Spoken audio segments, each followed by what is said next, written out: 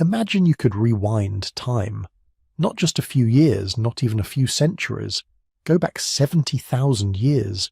You're standing somewhere in East Africa watching a group of modern humans, our direct ancestors, preparing to leave the continent. They look like us.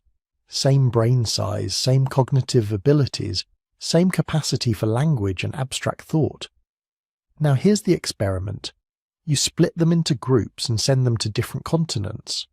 One group stays in Africa, another heads to Europe, a third goes to Asia. Others eventually make it to the Americas and Australia. Fast forward to the year 1500 AD.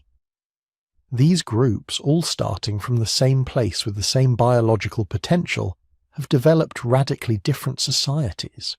Europeans have steel swords, ocean-going ships, and written language. They're about to build globe-spanning empires. Meanwhile, many societies in sub-Saharan Africa, the Americas and Australia, are still using stone tools. Some have never developed writing, others haven't domesticated large animals or built sprawling cities. The question that haunts historians, anthropologists, and anyone who really thinks about it is simple but earth-shattering. Why? Why did human populations, all equally intelligent, all equally capable, end up on such dramatically different trajectories? Why did gunpowder originate in China? Why did the scientific revolution happen in Europe? Why were Native Americans vulnerable to European diseases but not the other way around? And perhaps most uncomfortably, why do people from different continents even look physically different? Now, before we go any further, let's address the elephant in the room. This topic makes people nervous, and for good reason. For centuries, these differences were used to justify horrific things: slavery, colonialism, genocide. People invented racist pseudoscience claiming some groups were simply superior to others, that Europeans were more intelligent, more industrious, more destined to rule. It was all lies. Comfortable lies that powerful people told to justify the unjustifiable. But here's the thing. Refusing to ask the question doesn't make it go away. The differences existed. They were real. A Spanish conquistador with a steel sword and smallpox really did have enormous advantages over an Incan warrior, no matter how brave or intelligent that warrior was. The question isn't whether these differences existed. It's why they existed. And the answer, the real answer, has nothing to do with the people themselves. It has everything to do with the land beneath their feet. See, what scientists have discovered over the past few decades is that geography is destiny. Not genes, not culture, not some vague notion of civilizational superiority. Geography. The shape of continents, the animals that happen to live there, the plants that happen to grow there, the diseases that happen to evolve there. Pure accident, pure luck, or in many cases, pure bad luck. If you're using this video to fall asleep, perfect. That's exactly why I make these, so maybe subscribe and drop a comment telling me where you are and what time it is. I love seeing Berlin at breakfast, Tokyo at midnight, Chicago at bedtime, all watching the same story unfold. The story we're about to explore is one of the most important in human history. It explains why Europe colonized Africa and not the other way around, why Eurasian diseases devastated Native Americans, why certain physical traits evolved in certain places. And it does all of this without resorting to racist nonsense about inherent superiority. The real story is somehow more fascinating than the myths. It involves continental axes, zebras that refuse to be tamed, the accident of wheat versus yams, and climate zones that shaped everything from immune systems to skin color. It's a story where tiny geographic details cascade into massive historical consequences, where the orientation of a continent determines whether writing develops, where the presence or absence of a domesticatable animal changes the entire trajectory of civilization. And here's what makes this story so powerful. Understanding it doesn't just explain the past, it explains the present, why global inequality exists, why certain regions are wealthy and others aren't, why your ancestors look the way they did, why you look the way you do. Most importantly, it reveals something profound about human nature. When you control for geography, when you account for the environmental circumstances, there are no superior peoples. There never were. What looked like evidence of superiority was actually just evidence of geographic luck. Europeans weren't smarter than Africans or Native Americans. They just happened to live on a continent with better starting conditions for developing certain technologies. Think about that for a second. Everything we think we know about why the world looks the way it does, most of it is wrong. The real story has been hiding in plain sight for thousands of years, written in the shape of continents and the distribution of wild plants. Over the next few hours, we're going to unpack this mystery piece by piece. We'll start where humanity started, in Africa. We'll explore why some continents gave their inhabitants massive advantages while others didn't. We'll talk about why you can't ride a zebra but you can ride a horse, and why that matters more than you'd ever imagine. We'll examine how disease-shaped empires and how climate-shaped bodies. By the end, you'll see human history in a completely different light. Not as a story of superior and inferior peoples, but as a story of luck, geography, and the compound interest of small advantages over thousands of years. The question that changes everything isn't who was better, it's what was different about where they lived. Let's find out. Here's something that will completely reframe everything you think you know about human evolution. Every single person watching this video, whether you're European, Asian, Australian, or from anywhere else on Earth, had ancestors who lived in Africa. Not some of your ancestors. All of them. This isn't speculation. This is genetic fact, written into every cell of your body. Around 300,000 years ago, the species we call Homo sapiens emerged in Africa. Not in one specific valley or cave, but probably across a network of populations scattered throughout the continent. Recent archaeological evidence suggests early Homo sapiens fossils from Morocco, Ethiopia, and South Africa, all dating to roughly the same period. This tells us something profound. From the very beginning, humanity was diverse, spread out, adapting to different environments within Africa itself. And here's where it gets really interesting. Africa isn't just where humanity began. It's where humanity remained the most diverse. If you took a random group of 100 people from a single African village and measured their genetic diversity, you'd find more genetic variation within that one village than you'd find in all of Europe, all of Asia, and all of the Americas combined. More diversity in 100 people than in billions spread across 3 continents. Think about that for a moment. Let it sink in. This isn't because Africans are somehow different from everyone else. It's because everyone else is a subset of African diversity. A small splinter group that left, carrying only a fraction of humanity's total genetic variation with them. It's like taking a handful of coins from a treasure chest. That handful might contain a few different types of coins, but the chest still contains the full collection. For hundreds of thousands of years, Africa was where all the action happened, where humans developed every fundamental skill that would eventually let us dominate the planet. The earliest sophisticated stone tools, Africa, archaeological sites in Kenya and Ethiopia, show humans crafting complex tools 320,000 years ago. Not just sharp rocks for cutting, but carefully designed implements for specific tasks, scrapers for processing hides, points for hunting, blades for butchering. Each tool required planning, abstract thinking, the ability to envision a finished product before beginning work. The first art, Africa, ochre pigments ground up and probably used for body decoration dating back at least 100,000 years. carved patterns on ostrich eggshells, beads made from shells and carried hundreds of miles inland, suggesting trade networks and symbolic thinking. The origins of language? Almost certainly Africa. While language doesn't fossilize, the archaeological evidence for complex social organization, long-distance trade, and sophisticated tool-making all point to people who could communicate detailed information effectively.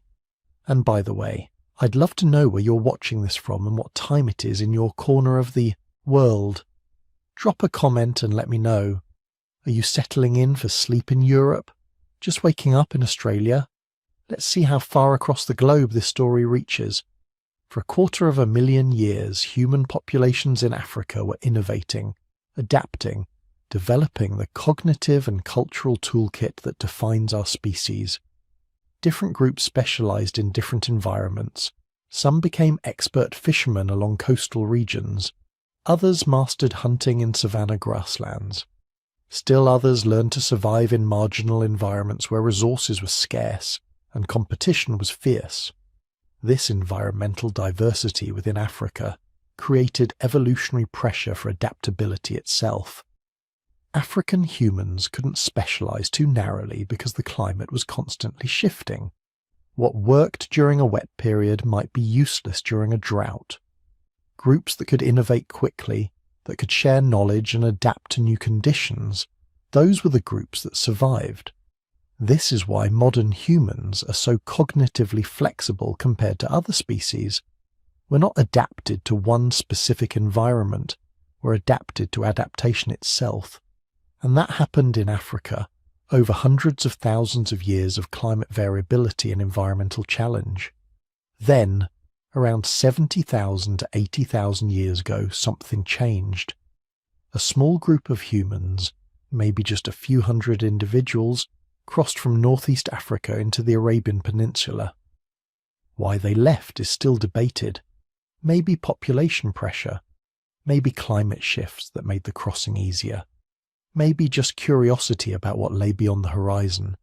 But they went, and they kept going. Within a few thousand years, their descendants had spread along the coastlines of Asia. Within 10,000 years, they'd reached Australia. By 45,000 years ago, they were moving into Europe. By 15,000 years ago, they'd crossed into the Americas. But here's the crucial part. Most humans didn't leave Africa. The out-of-Africa migration wasn't a mass exodus. It wasn't everyone packing up and abandoning the continent.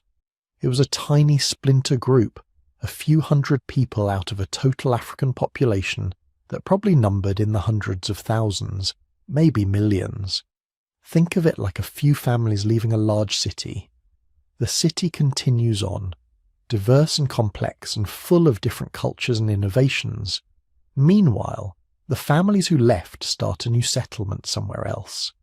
That new settlement will only contain the genetic and cultural variation carried by those specific families. Everything else, all the diversity that existed in the original city, stays behind. This is why genetic diversity is so much lower outside Africa. The founding population that left was small and carried only a subset of African genetic variation. As they spread across the world, that limited variation got spread even thinner through what geneticists call serial founder effects. Each new region was colonized by a small group from the previous region, further reducing diversity with each expansion. Meanwhile, back in Africa, human populations continued evolving along multiple paths. Different groups adapted to different environments. They developed different technologies, different social systems, different cultural innovations. The San people of southern Africa developed clicking languages and became master trackers in desert environments. The Nile Valley civilizations learned to harness flood agriculture and build complex states. West African populations domesticated crops and developed ironworking technologies. Africa wasn't static after the out-of-Africa migration. It was a cauldron of innovation, containing more human diversity, more cultural variation, more evolutionary experimentation than anywhere else on Earth. But the people who left carried something important with them. They carried the same fundamental human capacities that had evolved in Africa, the same cognitive flexibility, the same capacity for language and symbolic thinking, the same ability to innovate and adapt. Those migrants weren't somehow superior to the populations that stayed. They weren't more advanced or more intelligent. They were just humans carrying human abilities into new environments. And those new environments would shape their descendants in unexpected ways. Because here's the thing about evolution. It never stops. Those small populations that left Africa encountered environments radically different from anything their ancestors had experienced. Frozen tundras, dense forests, high-altitude plateaus, island ecosystems. Each environment created new selection pressures, new challenges that required new solutions. Over thousands of generations, small physical differences accumulated. Skin pigmentation adapted to different levels of UV radiation. Body proportions shifted to match different temperature regimes. Immune systems adjusted to local diseases. Digestive systems adapted to local diets. But these were all superficial changes, tweaks to the basic human template. Underneath, we all remained fundamentally the same species, still carrying the marks of our African origin, still sharing the vast majority of our DNA with every other human population. We're all cousins, all descended from those African populations that existed 70,000 years ago. Some of our ancestors left and encountered new environments. Most stayed and continued the human story in the place where it began. The question isn't why Africans and Europeans are different. The question is why a small group of African migrants evolved slightly different physical traits after leaving the continent, while retaining all the fundamental characteristics that make us human. And to answer that question, we need to understand what those migrants encountered when they left.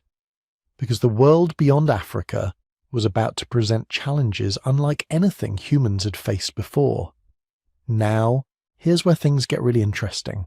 Because after that bottleneck, after the three-way split that created modern humans, Neanderthals and Denisovans, after all that evolutionary pressure and adaptation, you'd think every human population would have roughly equal chances at development, right? They all had the same basic genetic toolkit, the same cognitive abilities, the same capacity for innovation. But they didn't develop equally, not even close. And the reason has almost nothing to do with the people themselves and everything to do with the ground they were standing on. Picture two farmers, both equally intelligent, equally hard-working, equally motivated. Give one of them rich, flat soil with reliable rainfall and easy access to rivers. Give the other rocky, mountainous terrain with unpredictable weather and no navigable waterways. Come back in 1,000 years. Whose descendants do you think will have larger, more complex civilizations? The answer is obvious. But for most of human history, we got the explanation backwards. We looked at the differences in outcomes and assumed they reflected differences in the people. We invented elaborate theory about racial superiority, cultural advantages, even divine favor, all to explain something that was actually much simpler and much more random. Geography. Pure, blind, accidental geography. In the 1990s, a scientist named Jared Diamond noticed something that should have been obvious but somehow wasn't. He looked at a map of the world and realized that the continents don't just differ in size and location. They differ in something far more fundamental, their orientation. Eurasia, that massive landmass stretching from Portugal to Korea, from the Arctic to the Indian Ocean, it runs east to west. It's long and wide, covering roughly similar latitudes across its entire span. Africa, on the other hand, runs north to south. It's tall and narrow, stretching from Mediterranean climates through tropical zones to temperate regions at the southern tip. Why does this matter? Because latitude determines climate. and climate determines what you can grow, what animals can survive, what technologies work. When a continent runs east to west, innovations can spread easily. A farmer in Turkey discovers that wheat grows well in their climate. That same wheat will probably grow just fine in Italy, or France, or China, because they're all at roughly the same latitude, with similar temperatures and seasonal patterns. But when a continent runs north to south, that same innovation hits walls. A crop that thrives in Mediterranean North Africa probably won't survive in the tropical rainforests of Central Africa. A farming technique developed in temperate South Africa won't necessarily work in the Sahel. You have to reinvent everything, adapt everything, essentially start from scratch as you move between climate zones. This is the axis theory, and once you see it, you can't unsee it. Eurasia, with its east-west orientation, was essentially one giant highway for ideas, crops, animals, and technologies. A breakthrough in the Middle East could reach China. A domesticated animal from the Asian steppes could end up in Europe. Knowledge moved like water flowing downhill, following the path of least resistance across similar environments. Africa didn't have that advantage. The Sahara Desert, the largest hot desert on Earth, cuts the continent almost in half. It's not just big, it's hostile, expanding and contracting with climate cycles, but always presenting a massive barrier to movement. For most of human history, crossing the Sahara was incredibly dangerous. Caravans needed specialized knowledge, specific animals, and extensive preparation. Many didn't make it, but even without the Sahara, Africa's geography creates challenges. Below the desert, you hit the Sahel, a semi-arid transition zone. Below that, tropical savannas. Then equatorial rainforests, hot, humid, dense with vegetation and disease. Then more savanna, then subtropical zones. Finally, temperate regions at the southern tip. Each zone has different rainfall patterns, different soils, different diseases, different everything. An innovation that works in one zone might be completely useless in the next. The cassava that feeds millions in tropical regions won't grow in the Mediterranean north. The wheat that thrives in temperate zones can't handle equatorial heat. You can't just take your farming knowledge and move it 500 miles south. You have to adapt, experiment, sometimes start completely over. Compare this to someone living in, say, ancient Mesopotamia. They develop wheat agriculture. Within a few centuries, that wheat is growing in Egypt, Anatolia, Greece, Iran, eventually making it to Europe, India, and China. Same crop, spreading across thousands of miles because the latitudes are similar enough that the plant doesn't care where it's growing. Or take horses, domesticated somewhere on the Eurasian steppes around 4000 BCE.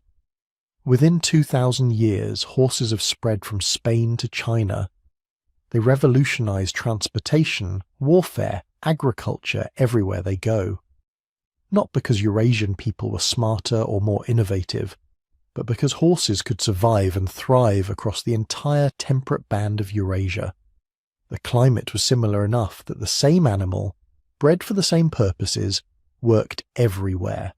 Africa had zebras, and zebras, despite thousands of years of attempts, were never successfully domesticated.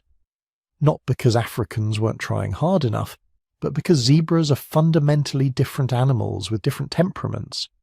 But even if they had been domesticable, getting them to spread across Africa would have been a nightmare. Zebras adapted to savanna climates wouldn't necessarily thrive in tropical forests or Mediterranean regions. Then there are the rivers. Rivers are civilization's highways, especially before roads and railroads. They move. Goods, connect communities, enable trade. Eurasia is crisscrossed with navigable rivers. The Danube, the Rhine, the Volga, the Yellow River, the Yangtze, the Ganges.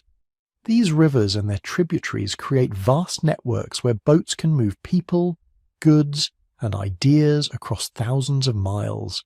Africa has rivers too. The Nile, the longest in the world, the Congo, second largest by volume globally, the Niger, the Zambezi. But here's the problem. They're not easily navigable for long distances. Waterfalls, rapids, seasonal variations in water level. The Congo has rapids that make much of it impassable. The Zambezi has Victoria Falls. The Nile has multiple cataracts that interrupt navigation.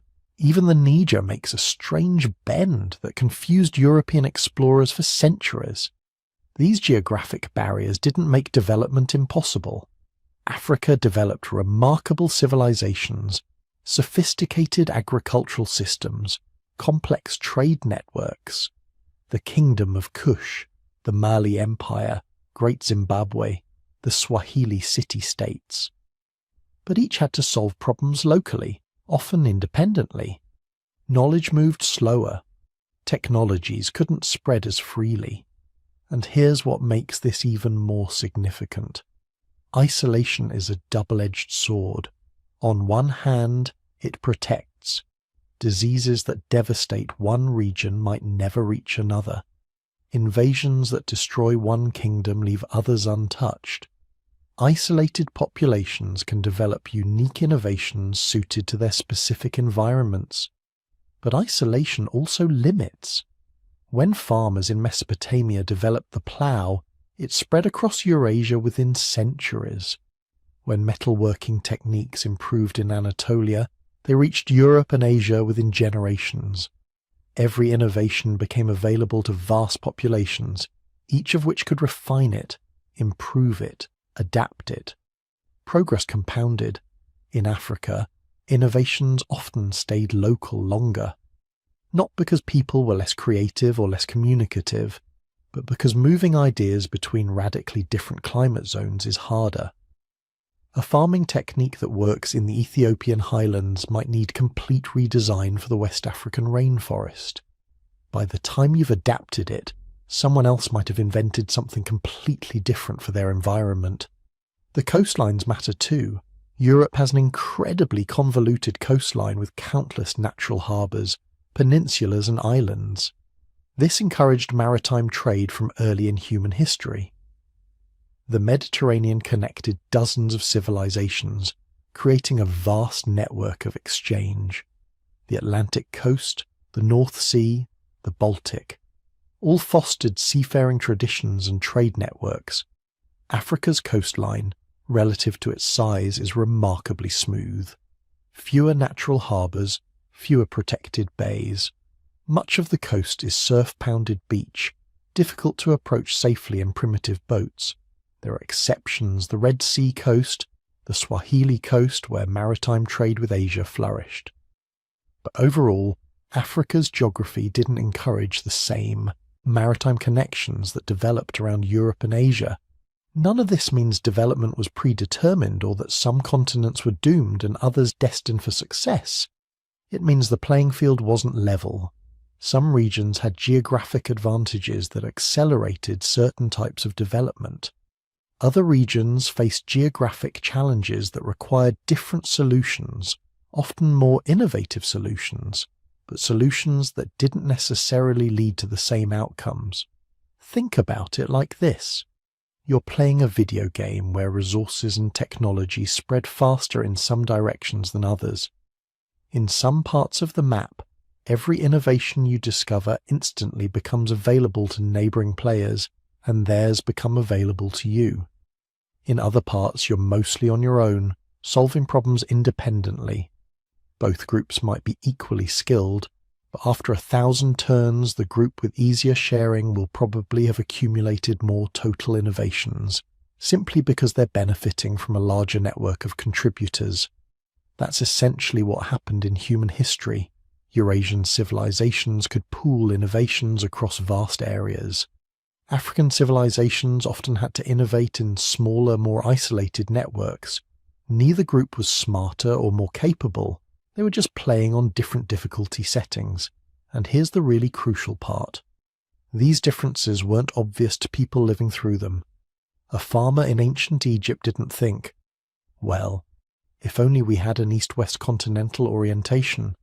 A chief in ancient West Africa didn't realize that navigable rivers were giving some distant civilization thousands of miles away a development advantage. They just dealt with their local reality, solved their local problems, built their local societies. But over centuries and millennia, these small geographic advantages and disadvantages compounded. They created different population densities, different agricultural surpluses, different capacities for supporting non-farming specialists, different rates of technological innovation. Not because of anything inherent in the people, but because of the ground they were standing on and the ease with which they could connect with other groups facing similar challenges. The geography lottery. It's random, it's powerful, and for most of human history it was invisible. But once you see it, everything else starts making sense. Here's a puzzle that explains more about world history than almost anything else. Take two animals. Both are large, powerful, striped equines. Both live in herds. Both have been around for millions of years. One of them, the horse, became humanity's most important partner, revolutionizing agriculture, warfare, and transportation. The other, the zebra, despite thousands of years of human effort, was never successfully domesticated. Not by the ancient Egyptians, not by the Romans, not by anyone. Why? Because zebras are, to put it simply, terrible. They bite and don't let go. They have a ducking reflex that makes them nearly impossible to lasso. They get more aggressive as they get older, not more docile. And unlike horses, which have clear herd hierarchies that humans can exploit, zebras have egalitarian social structures. There's no lead zebra to control, no dominance pattern to hijack. They're essentially 500-pound sociopaths with hooves. But here's what makes this more than just an interesting animal fact. This difference, this accident of evolutionary biology, helped shape the entire trajectory of human civilization. The continents where humans evolved didn't just differ in their geography or climate.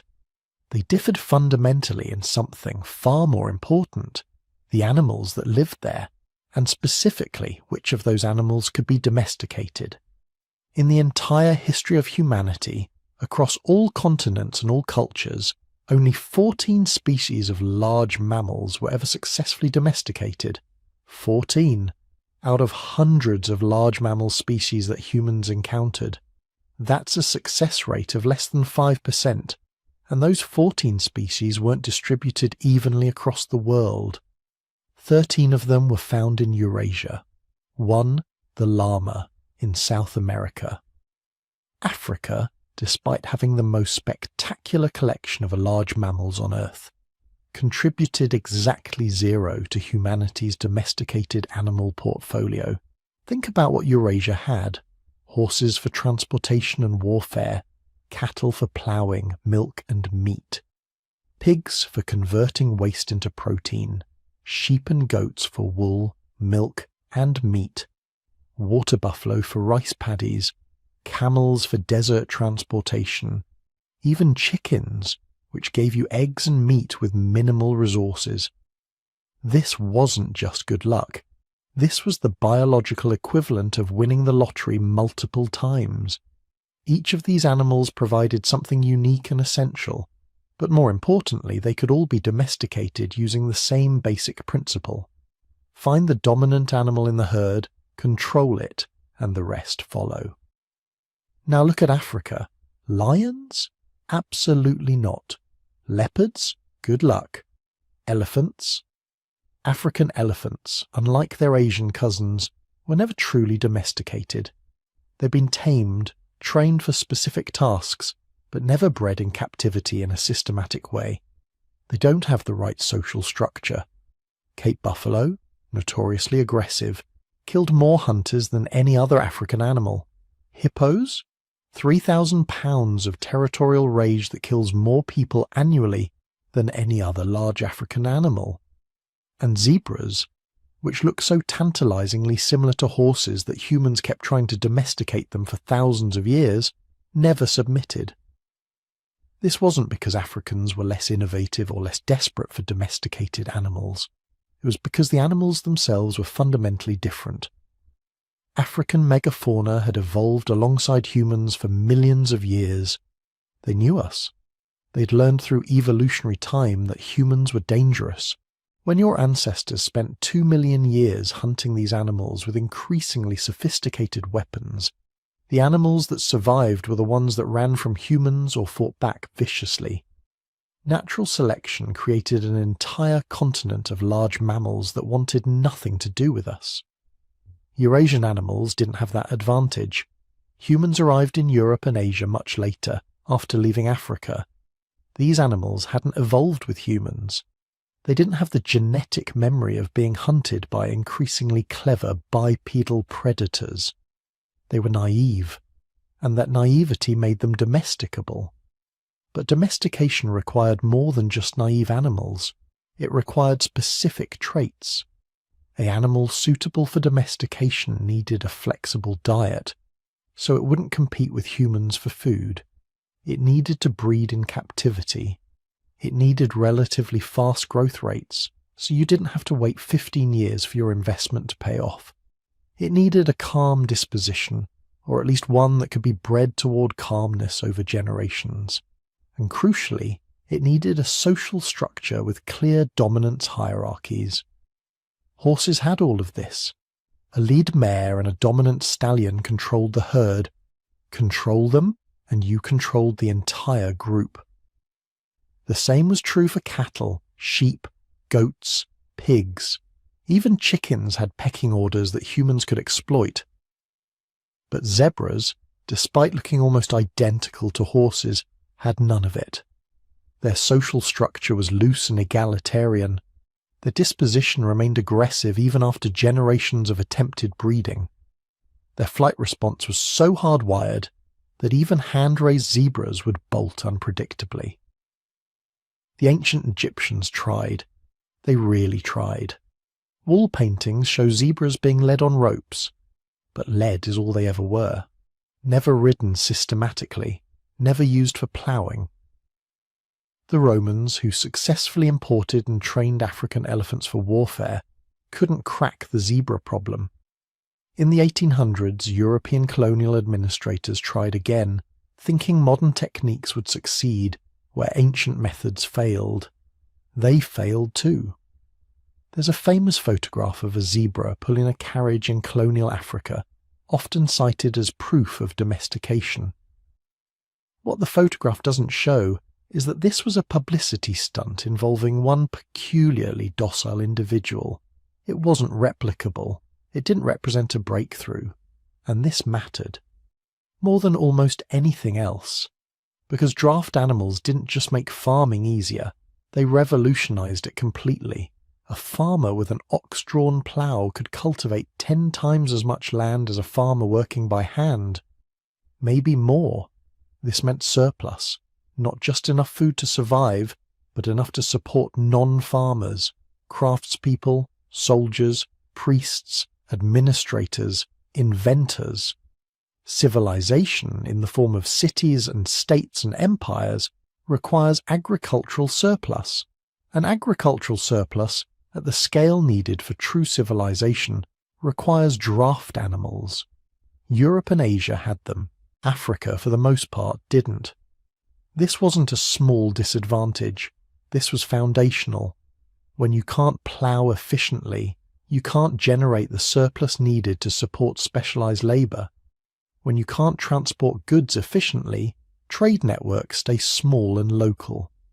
When you have no cavalry, warfare remains personal and small-scale rather than strategic and territorial. The entire trajectory of technological and social development bends toward different outcomes. But the animal question didn't stop at agriculture and transportation. It extended into something far more sinister. Disease. Every domesticated animal is a potential disease reservoir. Cattle gave humans measles and tuberculosis. Pigs gave us influenza. Horses gave us the common cold. Chickens gave us various flu strains.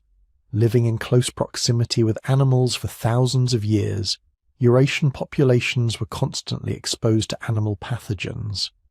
Most people died, but some survived, and those survivors passed on genetic resistance to their children. Over dozens of generations, Eurasian populations developed immunity to a whole suite of diseases that originated in their domesticated animals. They paid for this immunity with millions of deaths over thousands of years. Children dying of smallpox and measles generation after generation, until finally the population as a whole carried enough genetic resistance that these diseases became survivable childhood illnesses rather than population-destroying plagues. This was a terrible price to pay, but it was paid gradually over millennia, allowing populations to recover between outbreaks. Africa, with far fewer domesticated animals, never developed this immunity. Neither did the Americas, which had only llamas and alpacas. Neither did Australia, which had no domesticated animals at all. When Eurasians finally made contact with these populations, they brought with them not just superior military technology made possible by horses and metal weapons, but an invisible arsenal of pathogens. Diseases that were merely unpleasant for Europeans, smallpox that you got as a child and recovered from, were absolutely devastating to populations that had never encountered them before. This is why, when Europeans arrived in the Americas, diseases killed 90% or more of the indigenous population before warfare even began. This is why African populations, despite having some resistance to tropical diseases that devastated Europeans, still suffered massive mortality when exposed to Eurasian disease packages. The animal question wasn't just about who had better farming, it was about who had survived enough animal diseases to become walking biological weapons. Now, you might be thinking, surely humans could have just moved animals around? Why didn't Africans import horses? Some did. Horses reached North Africa early and thrived in some regions, but they couldn't survive everywhere. Tsetse flies, which carry trypanosomiasis, sleeping sickness, made large parts of sub-Saharan Africa deadly for horses and cattle. The fly didn't bother zebras or buffalo, which had evolved alongside it, but imported Eurasian animals died quickly. Even when horses could survive, they required infrastructure, fodder, breeding programs, specialist knowledge, all of which required the agricultural surplus that you needed horses to create in the first place. A circular problem with no easy solution. The same was true in reverse. Europeans couldn't effectively use African animals even when they tried. Zebras remained uncooperative. African buffalo were too dangerous. The animals and the civilizations had co-evolved. You couldn't just swap them around and expect the same results. So here's what the animal question created. Two parallel human stories developing on different continents with fundamentally different resource bases. In Eurasia, humans harnessed animal power for agriculture, transportation, and warfare. This generated surplus, which supported cities, which enabled specialization, which accelerated technological innovation. The compound interest of civilization kicked in.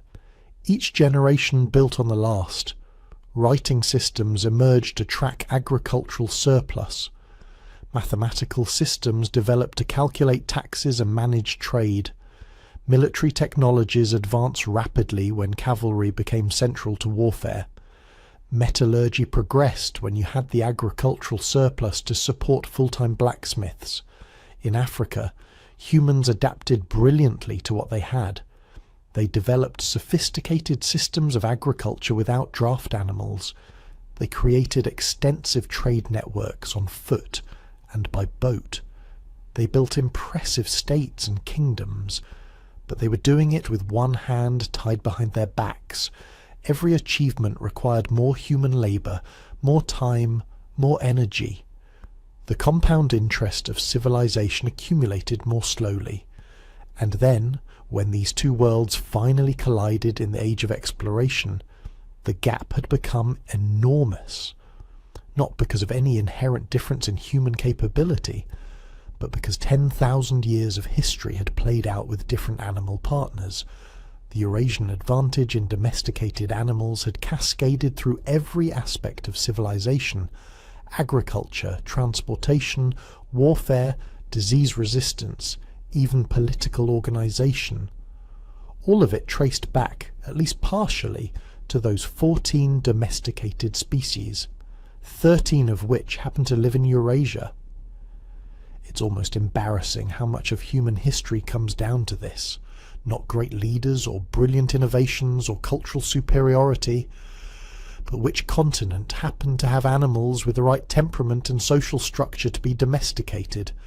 Africa had magnificent wildlife, the most spectacular collection of large mammals on Earth. But they were the wrong magnificent wildlife, and that made all the difference. Now let's talk about something that shaped human history more than any war, any king, any empire. Something invisible. Something that operated at the scale of continents and millennia. Climate and disease. The twin forces that decided which human populations could grow large and which would stay small, which societies could build cities and which remained mobile, which civilizations would dominate and which would struggle. And here's the thing nobody wants to say out loud. Africa got the worst deal imaginable, not because of anything Africans did or didn't do, but because of geography, biology, and sheer terrible luck. Start with the climate. Europe sits roughly between 35 and 60 degrees north latitude, temperate zones, 4 distinct seasons, predictable rainfall patterns, winters cold enough to kill off many disease-carrying insects, but not so cold that agriculture becomes impossible.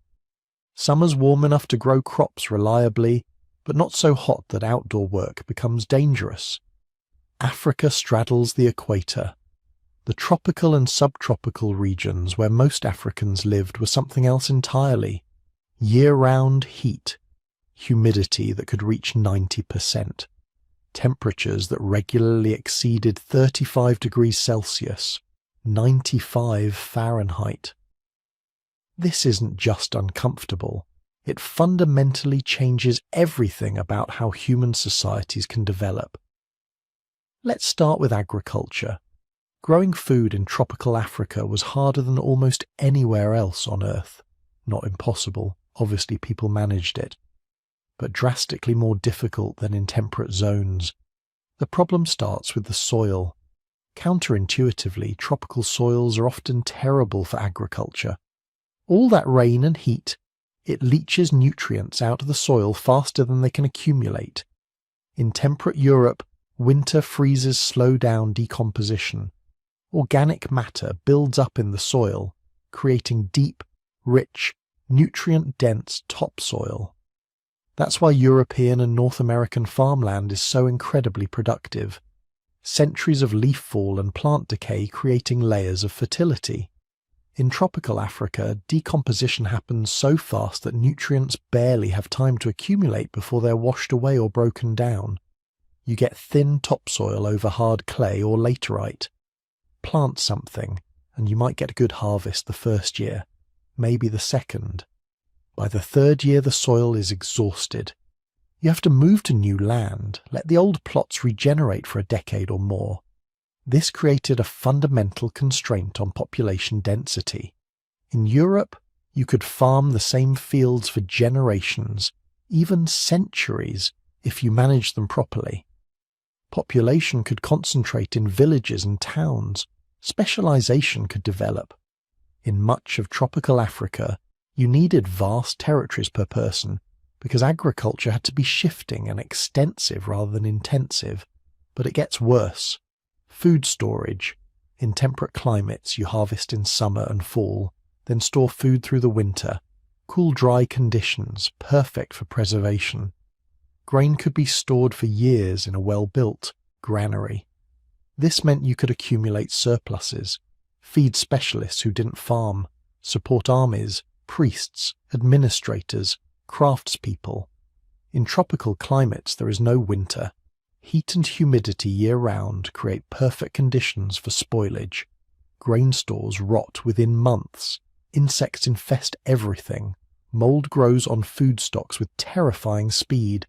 Some African societies developed clever preservation techniques, drying, smoking, fermentation, but nothing could match the storage capabilities of temperate civilizations.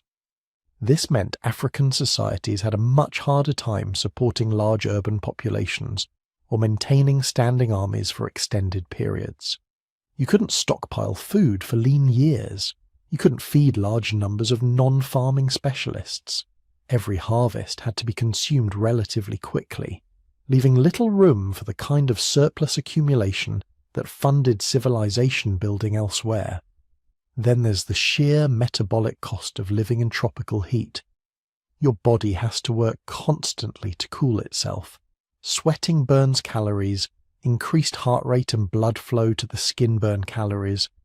Just existing in temperatures above 30 degrees Celsius requires significantly more energy than living in temperate zones.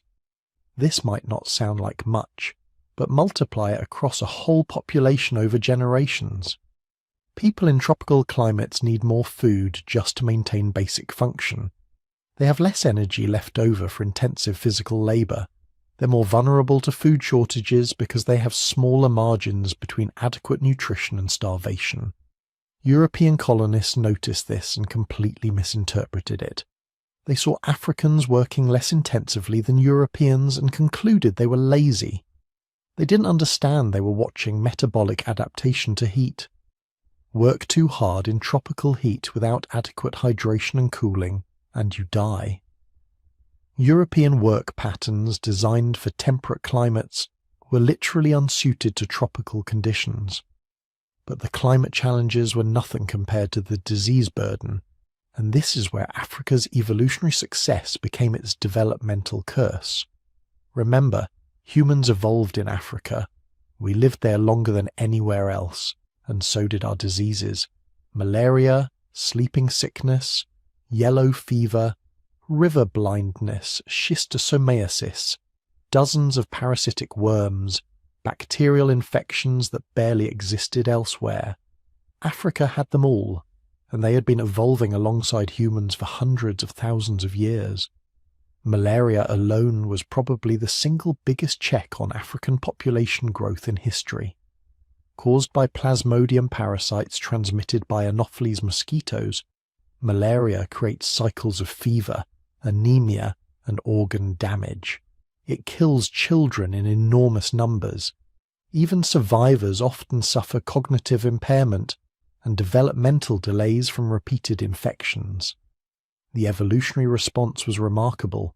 Sickle cell trait, where you carry one copy of the sickle cell gene but not two, provides significant protection against malaria. If you have one sickle cell gene, your red blood cells are hostile environments for malaria parasites. Natural selection favored this trait so strongly that despite its costs, carrying two copies causes sickle cell disease. It spread throughout malarial regions of Africa. This is evolution in action. Populations adapting to a disease environment so lethal that even a mutation with serious downsides becomes advantageous. But here's the cost. Sickle cell trait provides protection, but not immunity. People still got malaria, still died from it, still suffered its debilitating effects. And the sickle cell disease that affected those who inherited two copies, brutal, painful, often fatal before adulthood. Similar adaptations occurred with other diseases. Duffy negativity, a blood group variant that provides protection against Vivax malaria, became nearly universal in West Africa. G6PD deficiency, despite causing problems of its own, spread because it offered some malaria protection. African populations were locked in an evolutionary arms race with their diseases, adaptations piling on adaptations, each with its own trade-offs and costs. Compare this to Europe. Europeans faced diseases too, obviously. Plague, smallpox, typhus, cholera. But with crucial differences. Most European diseases were acute rather than chronic.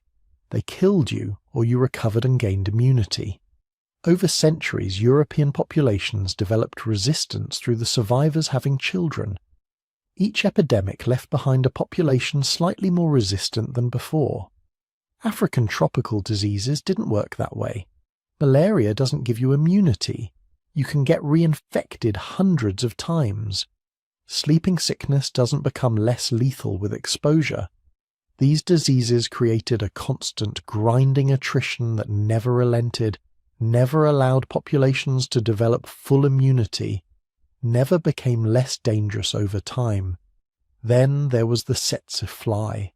This insect, barely the size of a housefly, created a barrier to development across huge swathes of Africa, more effective than any mountain range or desert. Tsetse flies carry trypanosomes, parasites that cause sleeping sickness in humans and nagana in livestock.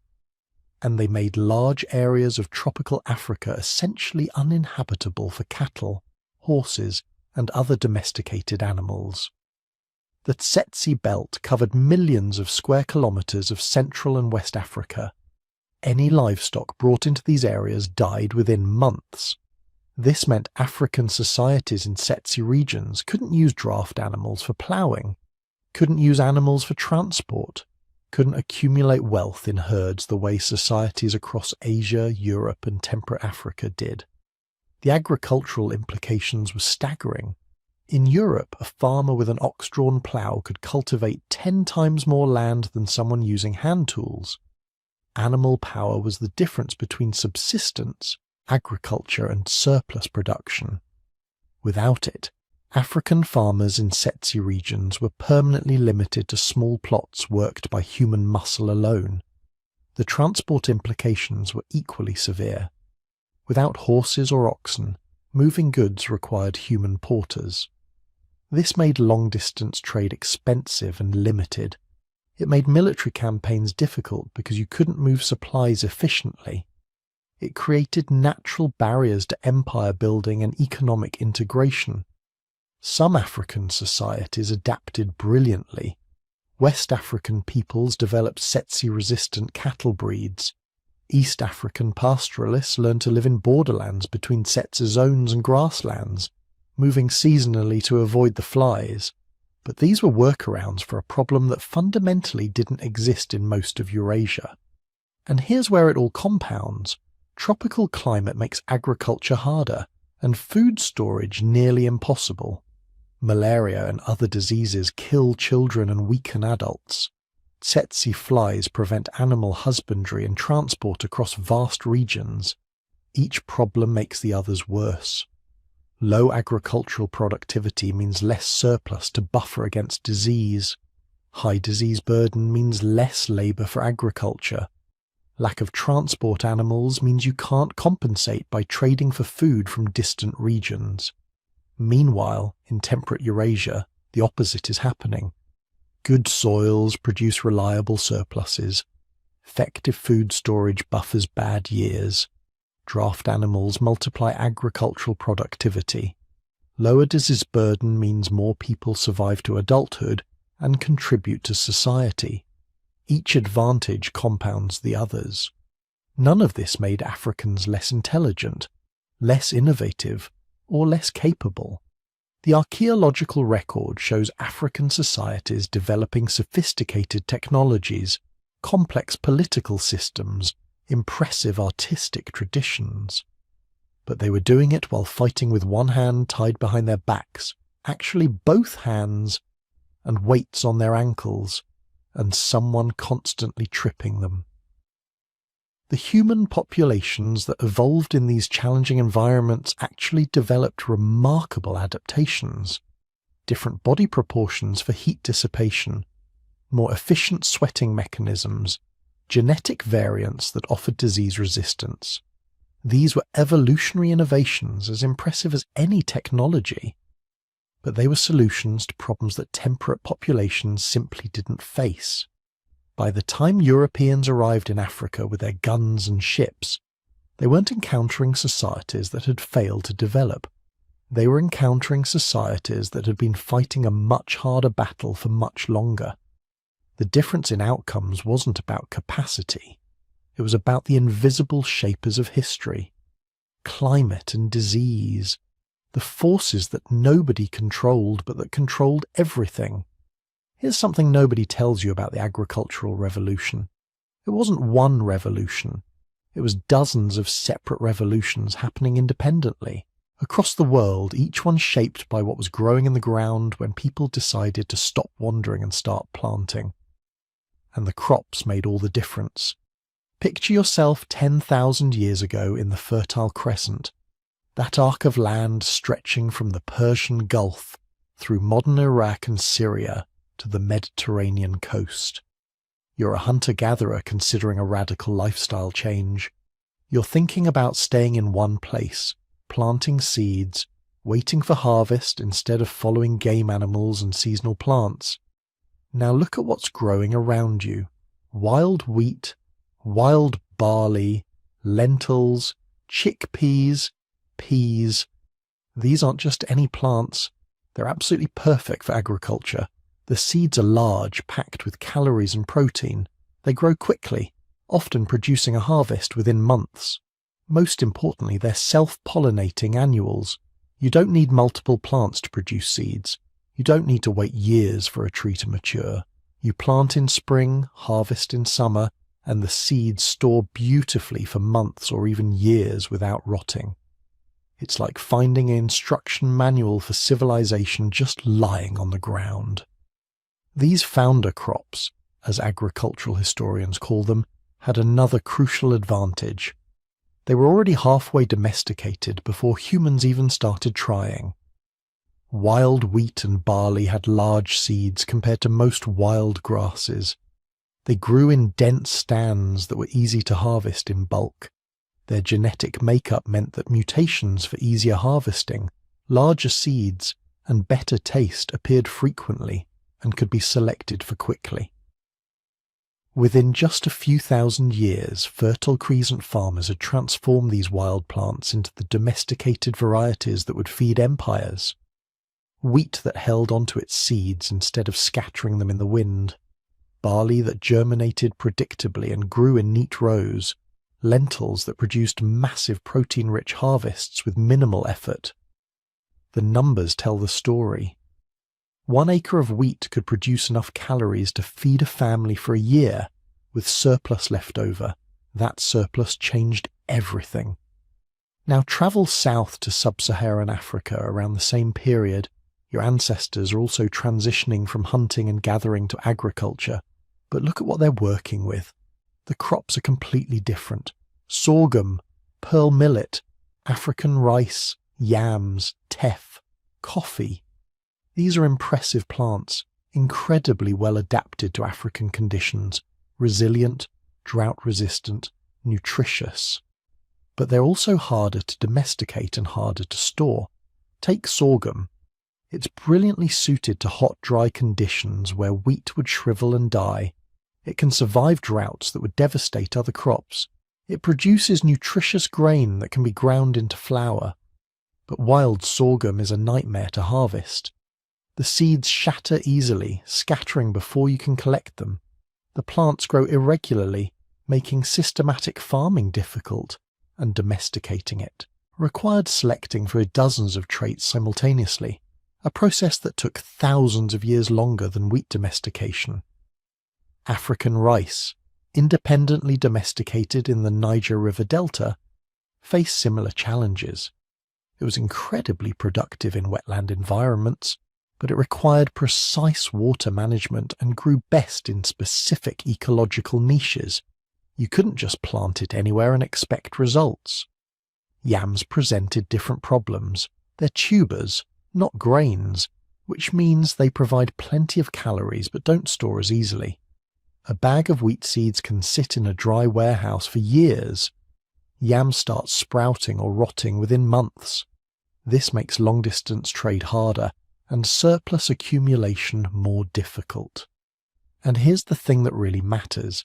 It's not that African crops were inferior. In their environments, they were often superior. Sorghum and millet could grow in conditions that would kill wheat. Yams provided more calories per acre than most grain crops. African rice was perfectly adapted to the continent's river systems, but they didn't provide the same economic and social opportunities as the Fertile Crescent founder crops. Let's talk about what surplus food actually means for a society. When your farmers produce more food than they need to survive, magical things become possible. Not everyone has to farm anymore. In the Fertile Crescent and later across Eurasia, that wheat and barley surplus created a new kind of human being, the specialist. The person who didn't farm at all but instead spent their days doing something else, making pottery, working metal, building houses, keeping records, organizing trade, leading armies, interpreting the will of the gods. This wasn't luxury. This was the foundation of complex civilization. You can't have professional soldiers if those soldiers need to spend half their time farming to eat. You can't have scribes developing writing systems if they're harvesting wheat 8 months a year. You can't have architects designing irrigation systems if they're tending their own fields. The storable grain surplus made specialization possible, and specialization made everything else possible. Within a few thousand years of agriculture beginning in the Fertile Crescent, you had cities, real cities with thousands of inhabitants, most of whom never planted a single seed. They were fed by farmers who produced massive surpluses, stored in granaries, distributed by an increasingly complex bureaucracy. Those cities became centres of innovation. When you put thousands of specialists in close proximity, ideas collide. The potter learns something from the metal worker. The architect applies principles from the irrigation engineer. The priest astronomer tracking the seasons for religious purposes accidentally develops mathematics. Technology compounds. Each innovation builds on the previous one, and the speed of innovation is directly proportional to how many specialists you can support, which is directly proportional to how much surplus food your agricultural system produces. Now look at what happened in Africa. Agriculture developed independently in multiple regions. The Sahel region domesticated sorghum and pearl millet. West Africa domesticated yams and African rice.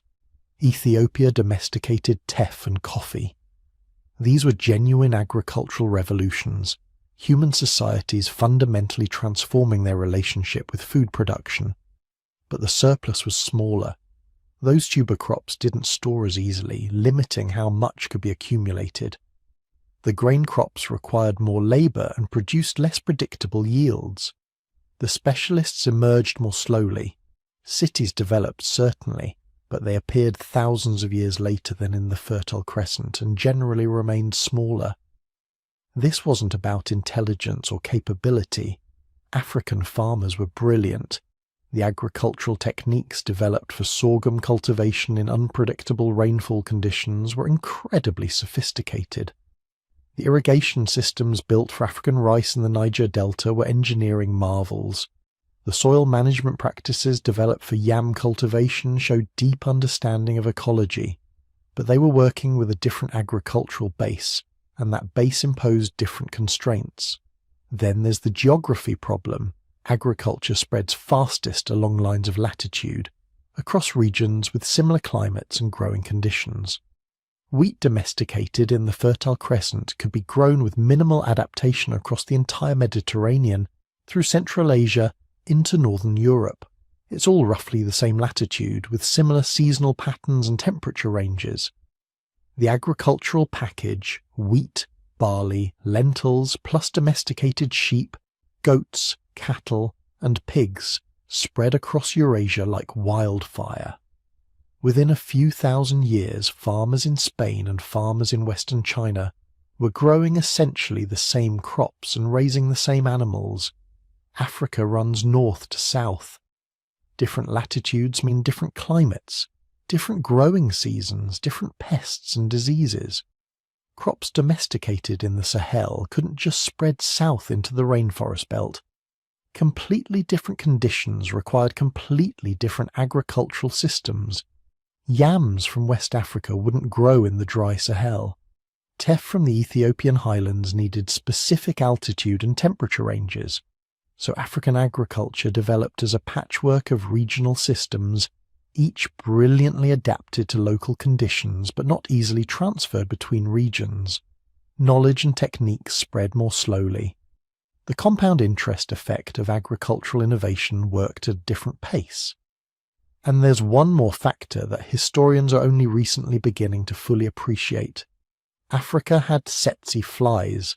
These tiny insects carry trypanosomiasis, sleeping sickness in humans, nagana in cattle. They made vast regions of sub-Saharan Africa essentially impossible for cattle raising. No ploughing with oxen, no milk, no reliable meat source that could be herded and managed. This meant African agriculture was more labour-intensive. Without draft animals, you couldn't plough large fields efficiently. Without cattle-based fertilisation systems, soil management required different techniques. The agricultural surplus was necessarily smaller because producing it required more human labour. Compare this to Eurasia, where cattle, horses and water buffalo provided both labour and fertiliser.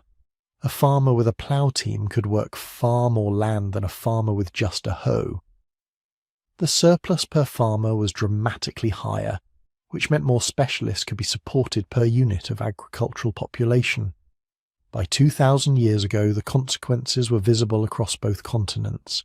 Eurasia had developed interconnected agricultural civilizations stretching from the Atlantic to the Pacific. Massive empires supported by wheat and rice surpluses, professional armies, bureaucracies, artisan classes, merchant networks, writing systems, mathematical traditions, architectural innovations, all built on the foundation of storable grain surpluses.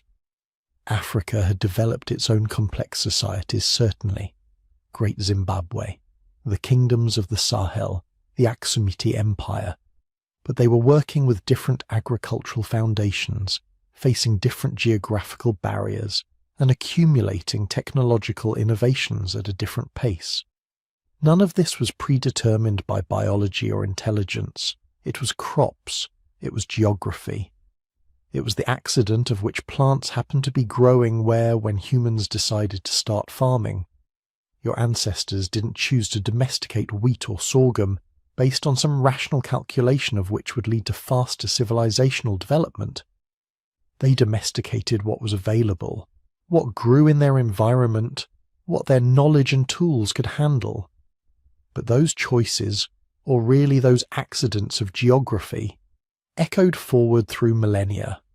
They shaped everything that came after.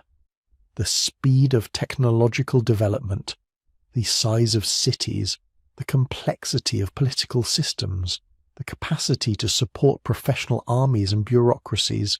Different crops created different destinies, not better or worse, just profoundly different.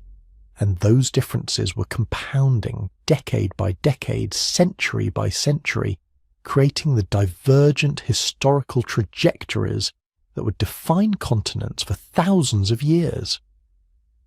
But the story of agriculture was just beginning. What happened next would multiply these advantages and disadvantages in ways nobody could have predicted. So humans had figured out agriculture. They domesticated animals, developed tools, built villages. But here's where things get really interesting. Because what happened next wasn't the same everywhere. Not even close. Around the world, human societies were taking wildly different paths toward complexity. Some built massive empires that ruled millions. Others remained in smaller, more distributed political structures. And for centuries, historians looked at this divergence and drew exactly the wrong conclusions. They assumed the societies that built big, centralized states were somehow more advanced, more intelligent, more civilized. They were wrong. What actually happened was that geography, disease, and sheer random chance created conditions where certain types of political organization became advantageous. And in many cases, the societies that didn't build massive empires weren't failing to innovate. They were actively choosing organizational structures that made more sense for their specific environments. But let's start with what actually did develop, because the historical record has been wildly distorted. When most people think of ancient empires, they think of Rome, Greece, Persia, China, maybe Egypt if they're historically literate. But Africa had empires that would have made Roman emperors jealous.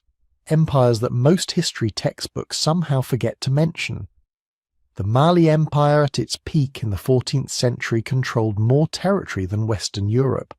More importantly, it controlled the trans-Saharan gold trade, making it possibly the wealthiest state on earth. When Mansa Musa, the Emperor of Mali, made his pilgrimage to Mecca in 1324, he brought so much gold that he accidentally crashed the Egyptian economy. He gave away so much gold in Cairo that it devalued the metal for a generation. Think about that.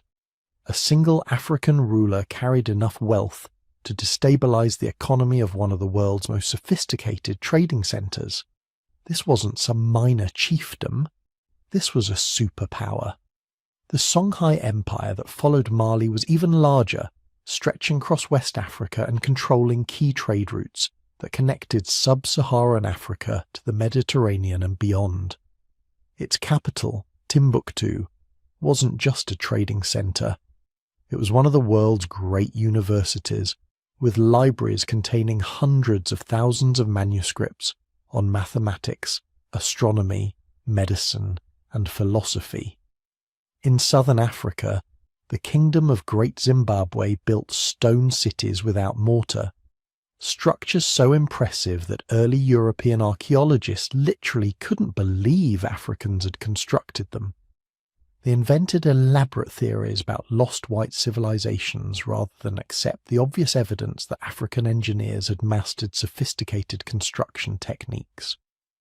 In East Africa, the Kingdom of Axum was a major trading power from the 1st to 8th centuries, minting its own currency and maintaining diplomatic relations with Rome and Persia. It was one of the first major kingdoms to officially adopt Christianity, and its influence shaped the entire region's development, and of course, Egypt. Ancient Egypt wasn't separate from Africa, despite how it's often taught. It was an African civilization, built by African people, that dominated the Mediterranean world for 3,000 years. So why don't most people know about these empires? That's a story we'll get to later. But the point is, Africa absolutely developed large-scale political organization. The idea that it didn't is historical fiction, created to justify colonialism. But here's the question. If both Africa and Europe developed complex states and empires, why did they develop differently? Why did European state formation eventually lead to the specific kind of technological and military advantage that would prove so devastating in the colonial period? The answer, once again, comes down to geography. But not in the way you might think. Europe's geography created a very specific set of conditions. It's a relatively small continent, divided by mountains, rivers and seas into natural compartments. These barriers were significant enough to prevent any single empire from easily dominating the whole continent, but not so significant that trade and communication were impossible. This created what historians call a competitive multipolar system. Dozens of kingdoms, principalities, and city-states, all crammed into a relatively small area, all constantly competing for resources and territory. If you wanted to survive as a European state, you had to innovate militarily, economically, and politically, because there were always rivals right next door ready to conquer you if you fell behind. This competition was brutal. Between 1500 and 1914, major European powers were at war something like 60% of the time. War wasn't the exception. It was the default state of European politics. This constant warfare drove a particular kind of innovation. States that could tax more efficiently, organize larger armies, and develop better weapons survived. States that couldn't disappeared. Over centuries, this selection pressure created increasingly centralized, bureaucratic, militarized states. Africa's geography was different. It's massive. 3 times the size of Europe, and its interior was harder to navigate. Fewer natural harbours, rivers interrupted by waterfalls, vast deserts creating natural barriers between regions. This meant African states often controlled trade networks rather than continuous territories. The great African empires were frequently organized around controlling key routes: the gold trade, the salt trade, the trans-Saharan caravan routes, rather than holding every square mile of territory. This wasn't inferior political organization. It was different political organization adapted to different geographic realities. But it didn't create the same kind of intense, constant military competition that characterized Europe. There's another crucial factor: writing systems and how they were used. Now, Africa had writing, multiple writing systems in fact: ancient Egypt's hieroglyphs, Ethiopia's Ge'ez script, West Africa's various indigenous writing systems, but the spread and use of writing varied enormously based on environment and political structure. In Europe, writing became essential for state administration relatively early. The Romans built their empire on written law, written records, written communication across vast distances. When Rome fell, literacy declined dramatically, but the idea of writing as essential to governance never completely disappeared. As European states reconstructed themselves after Rome's collapse, writing became the foundation of bureaucratic administration. Tax records, legal codes, military rosters, trade agreements, everything was written down. This created a kind of institutional memory. Knowledge could accumulate across generations even when individual rulers were incompetent. More importantly, Europe's printing revolution in the 1450s created exponential acceleration. Suddenly, knowledge could be duplicated and distributed at unprecedented scale. A discovery made in Venice could be known in London within weeks. This created a kind of knowledge network effect. Information was building on information faster than ever before in human history. In Africa, writing systems existed but served different purposes in different regions. In Islamic West Africa, Arabic literacy was high among scholarly and merchant classes. The Timbuktu libraries proved African scholars were producing sophisticated written works on every subject imaginable. But in many African societies, knowledge transmission remained primarily oral. This wasn't because people were incapable of writing. Oral traditions can preserve information with remarkable accuracy across generations. In some ways, oral traditions create more democratized knowledge because everyone can participate, not just a literate elite. But oral traditions have one critical limitation: they don't scale the same way. A written document can be copied infinitely and transported anywhere. An oral tradition requires person-to-person transmission. It's more intimate, more personal, but slower to spread across large populations and great distances. This affected how quickly certain types of knowledge could accumulate and compound. Technical innovations that might have taken generations to spread widely in societies relying primarily on oral transmission could spread in years in societies with widespread literacy and printing. There's also the question of population density and how it affected political organization. Agricultural surplus determines how many people can live in a given area without farming. More surplus means more people can specialize in other activities, crafts, trade, administration, warfare. This allows for more complex political hierarchies.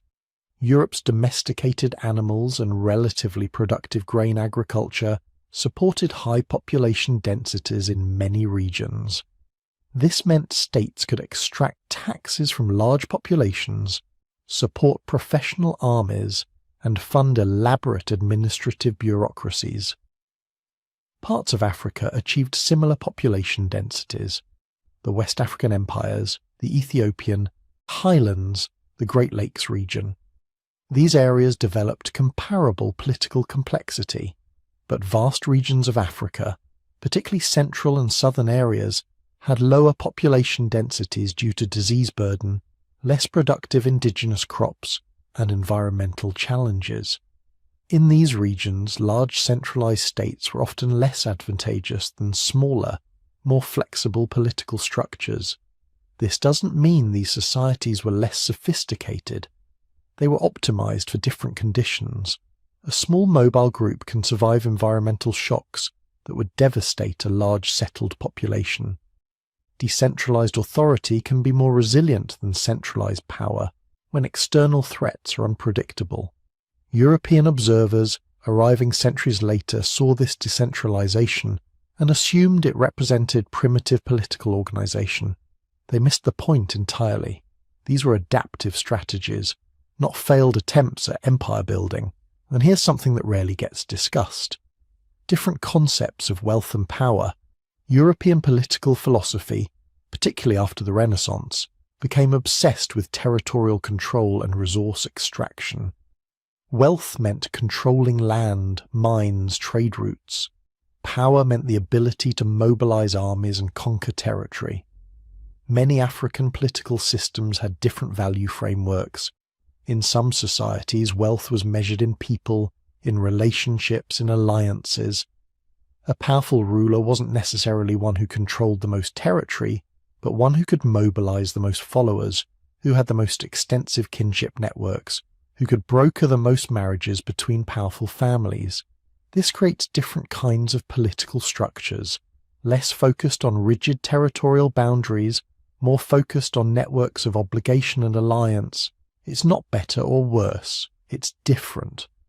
But when these different systems eventually collided during the colonial period, one was optimized for a very specific kind of competition, industrial warfare and territorial conquest, and the other wasn't. That difference would reshape the world. But we're getting ahead of ourselves. Before that collision happened, both continents were accumulating knowledge, building on the foundations their ancestors had laid. And that process of accumulation, that compound interest of human knowledge, was about to accelerate beyond anything anyone could have imagined. Imagine you're watching a single spark fall into dry grass. On its own, it's nothing. Just a brief glow, then darkness. But if the grass is right, if the wind is right, that spark becomes a flame. The flame becomes a fire. The fire jumps from tree to tree until suddenly the whole forest is burning. Human technology works the same way. No invention appears out of nowhere. Every tool, every idea, every scientific breakthrough is a spark dropped onto a landscape of older knowledge. If the landscape is ready, the spark catches. If it's not, the spark dies and the invention disappears back into the dark. Think about the printing press. We like to imagine some lone genius in Europe suddenly deciding to make a machine that could spray words onto paper and change the world. But that simple machine was sitting on top of thousands of years of quiet innovation. To build a printing press, you need metallurgy advanced enough to cast durable, movable type. You need inks that cling to metal but release onto paper. You need paper itself, made from plants using techniques carried from China through the Islamic world into Europe. And you need something even more invisible. You need people who can read. A printing press in a world without widespread literacy is just an expensive way to stamp shapes onto kindling. Only when all those underlying systems are in place does the press become a revolution. That's what technology really is. Not individual gadgets, but layers and layers of accumulated solutions, each one resting on the ones below like stones in a pyramid. Once you see that, the story of Africa and Europe stops being about who was advanced and who was behind. It becomes a story about different pyramids, different foundations, different layers of knowledge, shaped by different environments and different needs. Take iron. For a long time, historians assumed that iron technology came from the civilized centers of the old world and slowly spread outward. But the archaeological record in Africa tells a different story. In several regions, especially around what is now Nigeria, Cameroon and Central Africa, iron smelting appears incredibly early and incredibly sophisticated, possibly developed independently. Smelting iron is not like making a stone tool. You can stumble onto a sharp rock by accident. You don't accidentally build a furnace that reaches over 1,100 degrees Celsius, arrange airflow with carefully positioned bellows, select the right ores, and then refine out usable metal. That's planned, experimental generational knowledge. African ironworkers became masters of this dark alchemy. They learned to build clay furnaces that could run for days, turning rock into metal and metal into tools, weapons, and ritual objects. Some traditions produce steel of remarkable quality, as good as or better than anything in Europe for centuries. In certain societies, blacksmiths were treated almost like magicians or priests, keepers of secret knowledge that held communities together. But technology in Africa didn't stop at the forge. Across the continent, people were building in stone, mud, and wood, with a sophistication often erased from simple narratives of tribal life.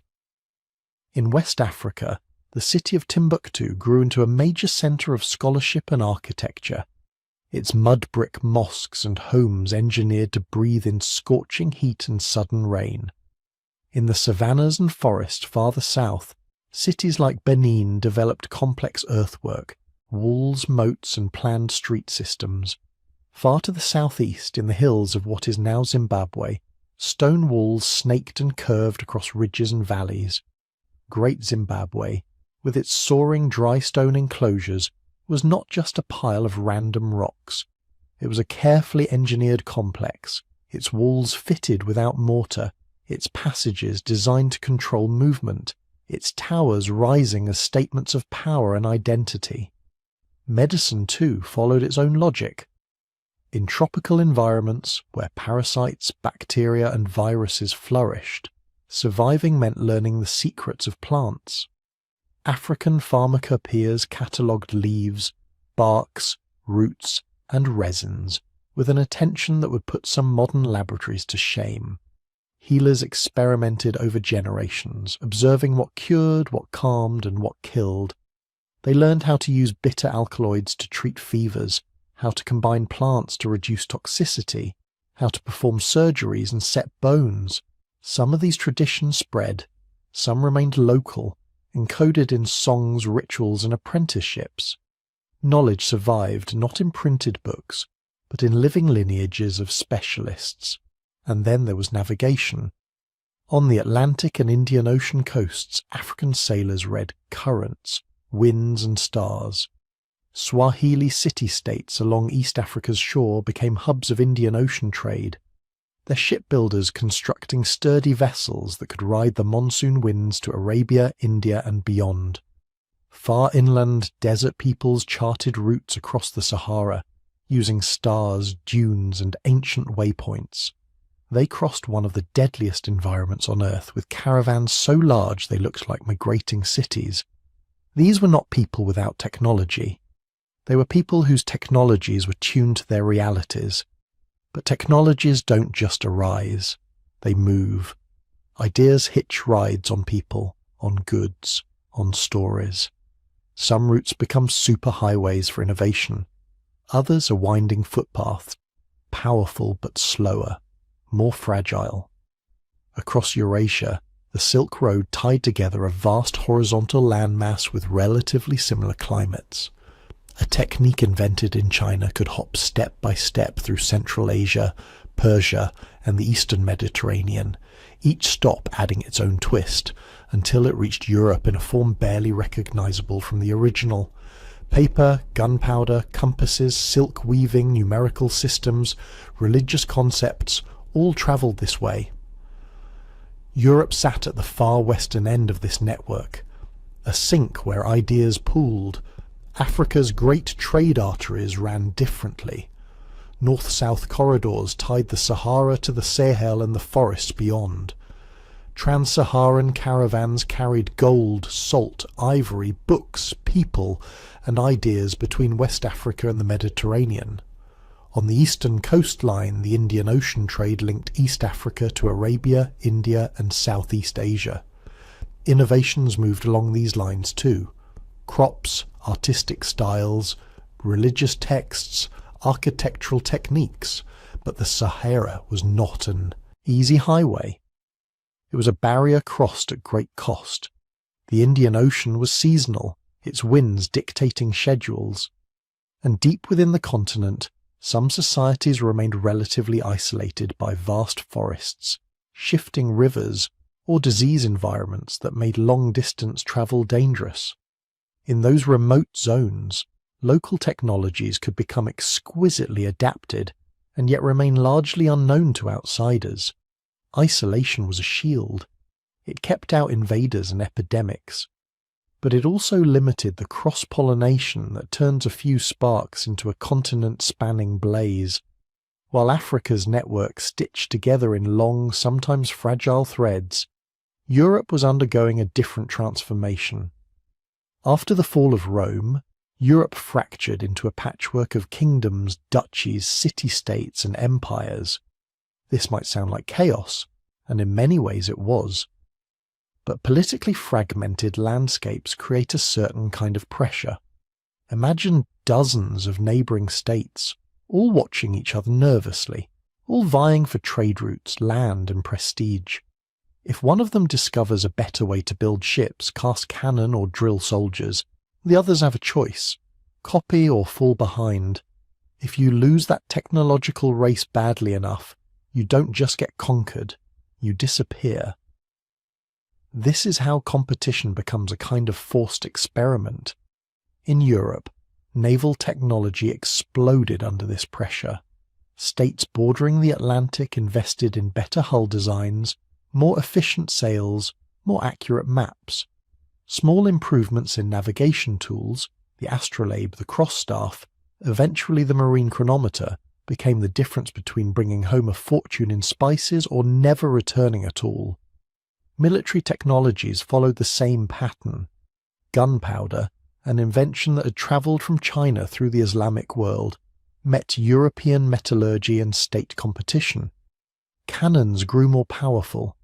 Fortifications evolved in response, spreading star-shaped bastions across the landscape. Firearms advanced from clumsy hand cannons to matchlocks, then flintlocks.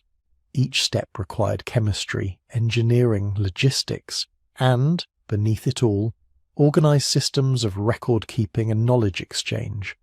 Which brings us to one of the quietest but most powerful technologies humans have ever invented: writing. Writing turns language into matter. It lets a thought survive the death of the thinker, cross mountains, oceans, and centuries without relying on anyone's memory. When you write something down, you're not just saving information, you're building scaffolding for future information to climb. In Europe, the spread of writing and later printing created dense layers of this scaffolding. A mathematician in Italy could learn from a translated Arabic text that had itself preserved and expanded on Greek ideas. A mapmaker in Portugal could revise coastlines based on sailors' logs. A physician could read a textbook, compare it to observations, and annotate margins with corrections. Each generation didn't have to start from zero. They inherited libraries, literal and metaphorical, and added a little bit more. Africa had writing too. Hieroglyphs in Egypt, Gier script in the Horn of Africa, ancient Libico-Berber scripts in the north, Ajami writings, where Arabic letters were adapted to record African languages, manuscript traditions in cities like Timbuktu and Djenné, where scholars copied and commented on works of law, astronomy, medicine, and theology. But writing was not evenly distributed. In many regions, knowledge stayed primarily oral, embedded in stories, lineages, and rituals. Oral cultures can be astonishingly precise and complex, but they are vulnerable in a different way. Kill the storytellers, break the chains of apprenticeship, and centuries of accumulated expertise can vanish in a single generation. Isolation mattered here too. Societies that were relatively cut off from large-scale conflict and long-distance trade could go centuries without the kind of intense competitive pressure that drove European states to pour resources into war fleets and printing presses. That wasn't a failure. In many ways, it was a success. Centuries of relative balance with local environments. But it meant their knowledge pyramids grew in different directions, at different speeds, with different strengths and weak points. By the time European ships began pushing aggressively into African waters, these asymmetries mattered. Europe's compound interest on written, widely shared, often war-driven technologies met Africa's deep, but sometimes more localized, more orally transmitted and differently networked expertise. One system had spent centuries optimizing for long-distance projection of power by sea and cannon and letter.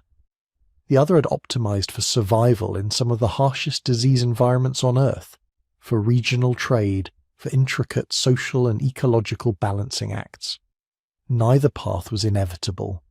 Both were products of geography, history, and countless individual choices made by people who, like you, woke up each day trying to solve the problems in front of them. Those different paths of innovation were about to collide, and when they did, the shock would reverberate across continents, bending the course of history in ways that are still shaping your life tonight as you listen, thousands of years later. The real divergence between Europe and Africa didn't start with evolution. It started with ships. For tens of thousands of years, the descendants of those bottleneck survivors had been experimenting with different ways of living. In Africa, dense networks of trade and scholarship stretched across the Sahara.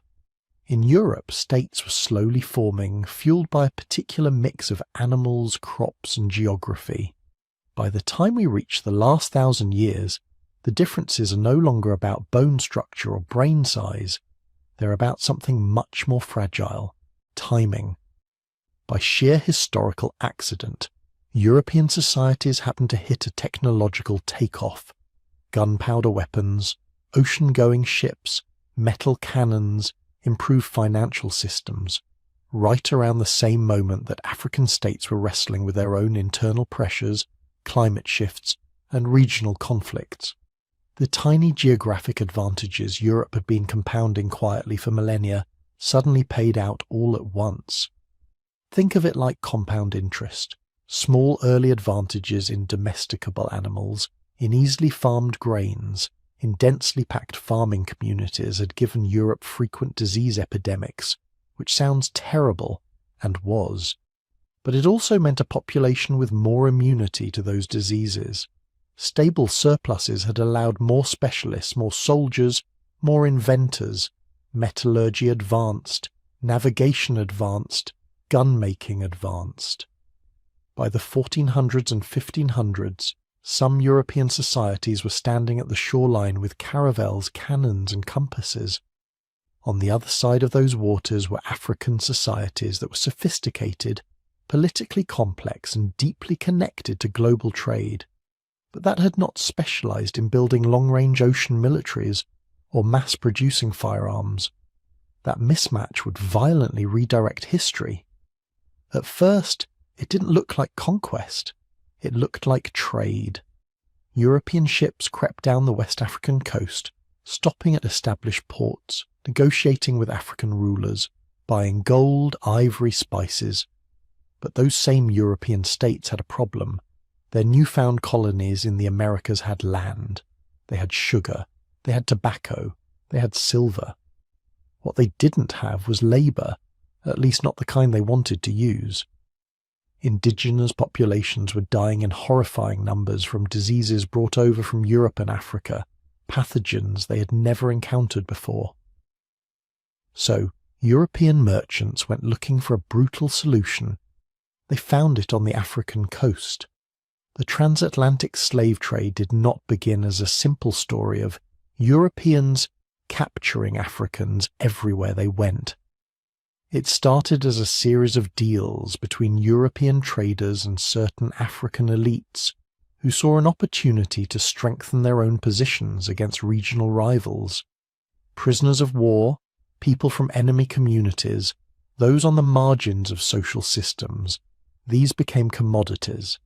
But once the system was in motion, the logic of profit took over. The demand from the Americas was insatiable.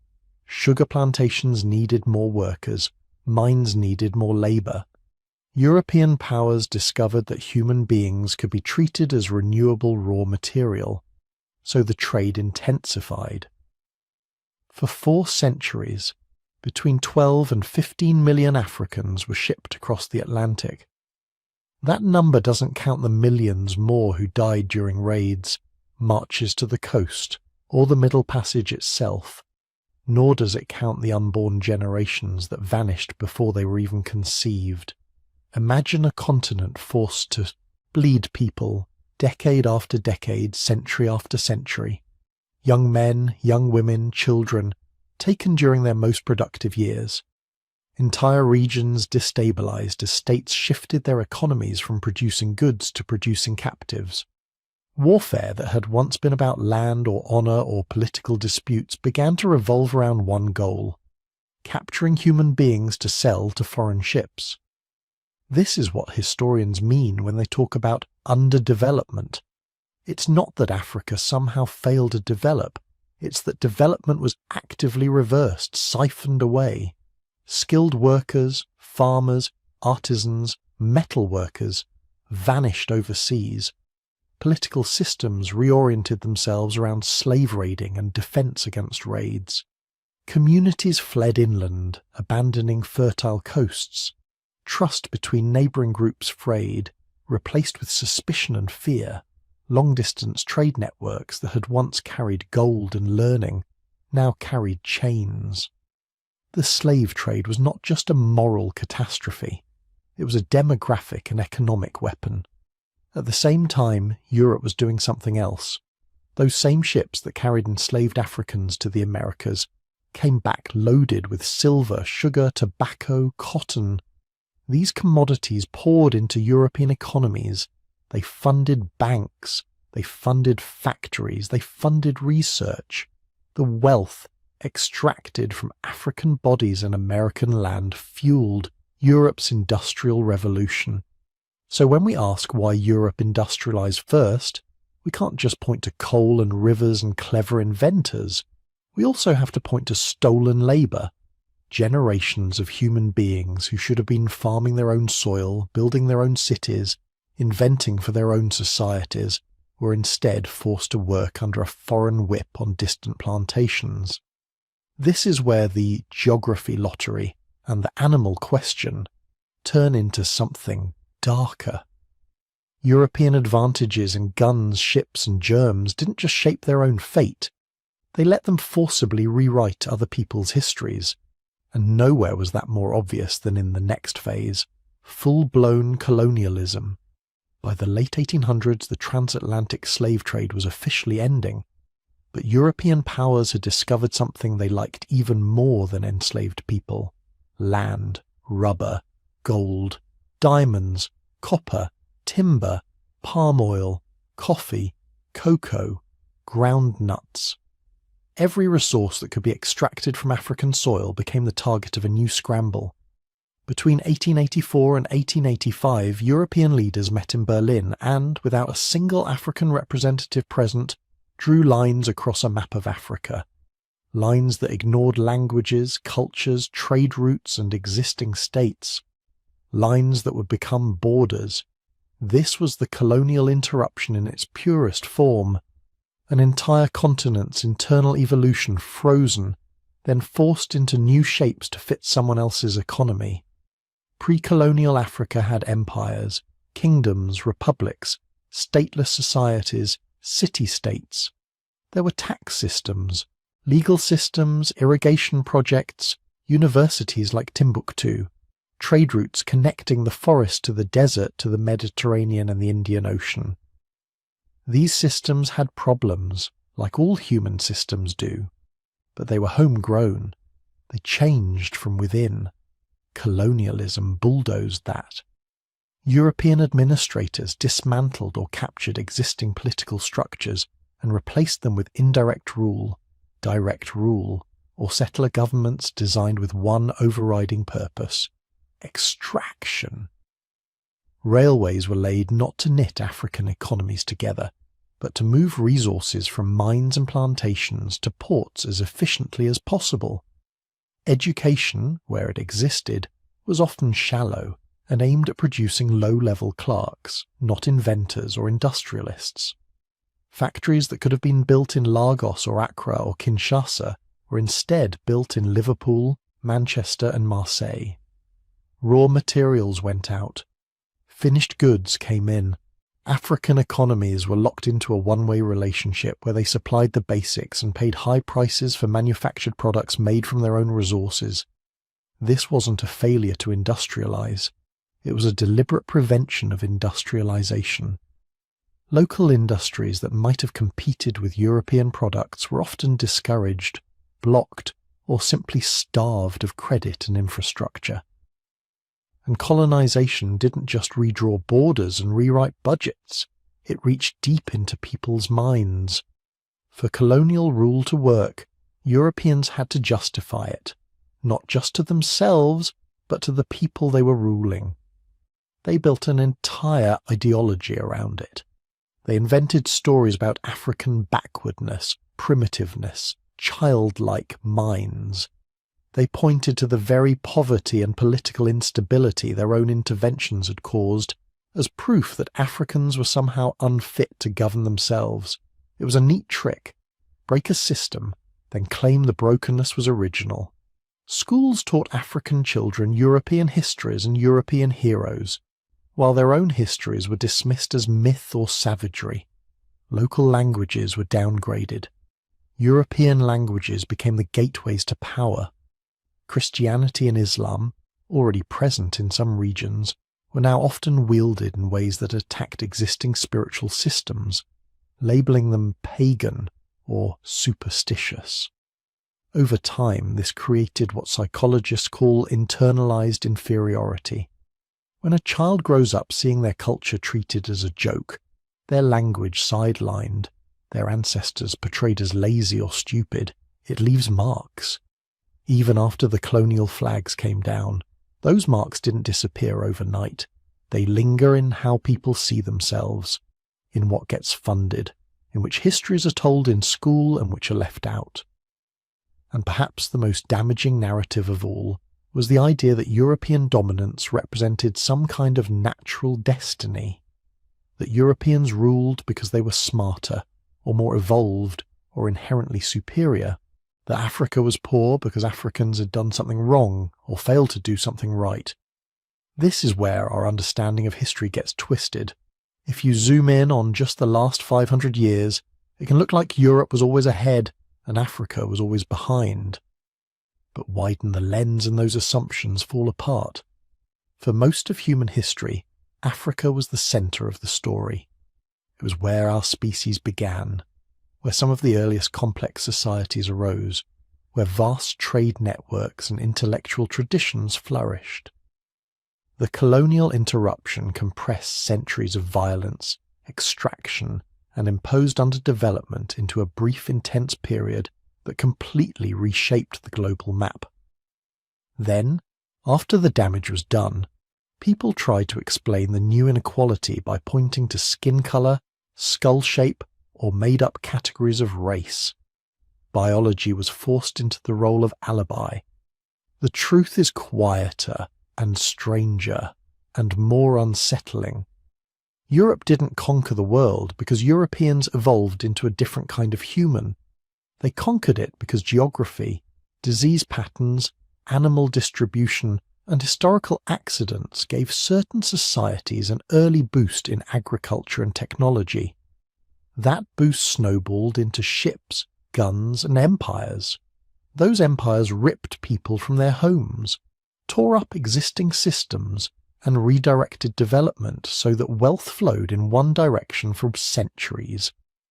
The colonial period didn't just change borders, it changed what we think is normal It made it seem natural that capital cities would be in Europe, that the best-funded universities and laboratories would be there, that modernity would be associated with pale skin and certain languages.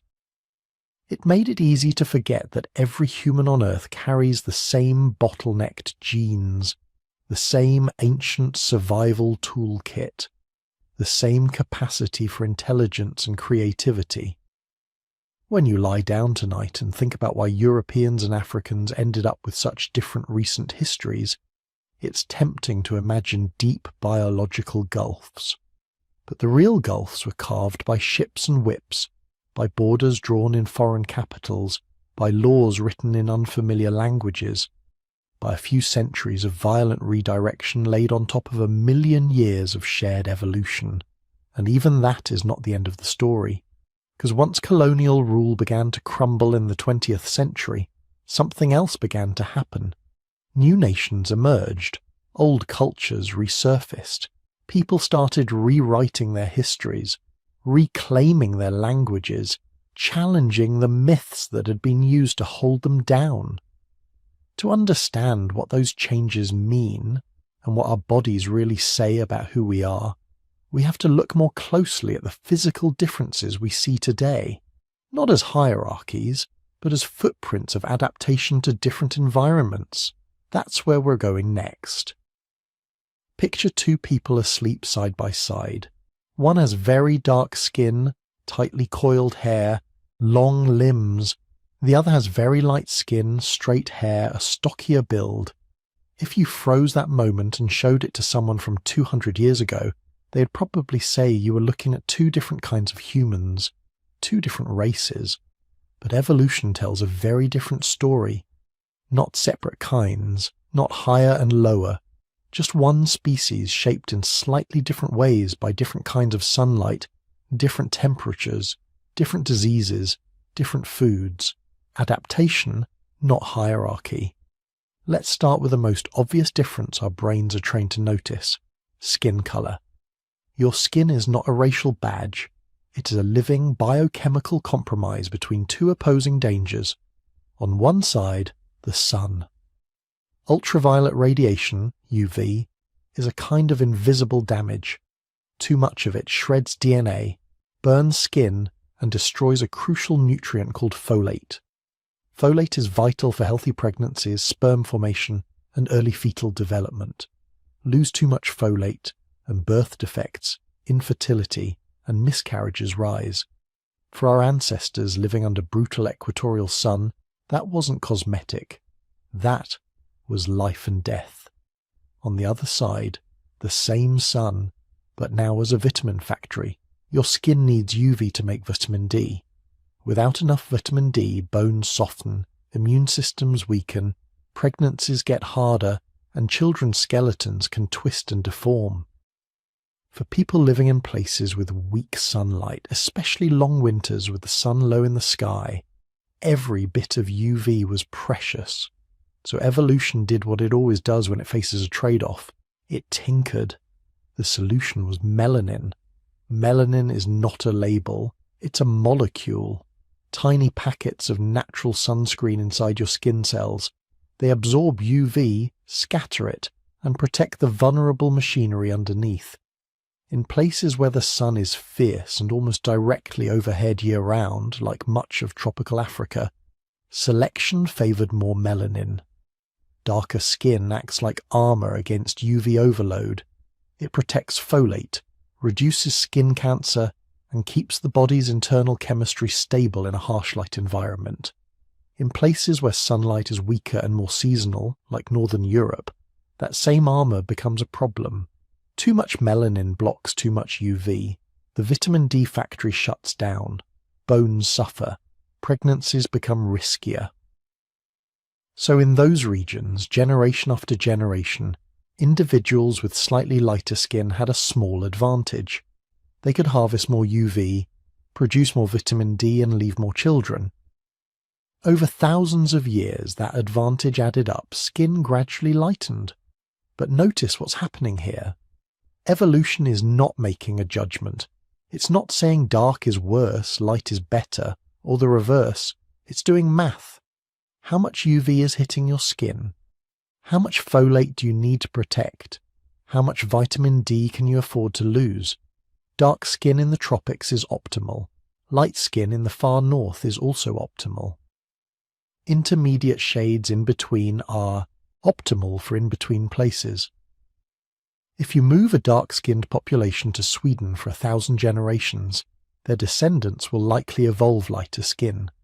Move a light-skinned population to the equator, and over enough time, their descendants will likely darken, not because they became a different kind of human, but because the light changed and their biology adjusted. Our skin tones are climate maps, not racial boundaries, and they're recent. Most of the evolution of very light skin in Europe, it seems to have happened in just the last 10,000 years after the spread of agriculture changed diets and vitamin D intake. That's only about 400 generations, less time than separates you from the first farmers who planted wheat in the Fertile Crescent. If human history was a 24-hour day, these pigment changes are in the last few minutes before midnight.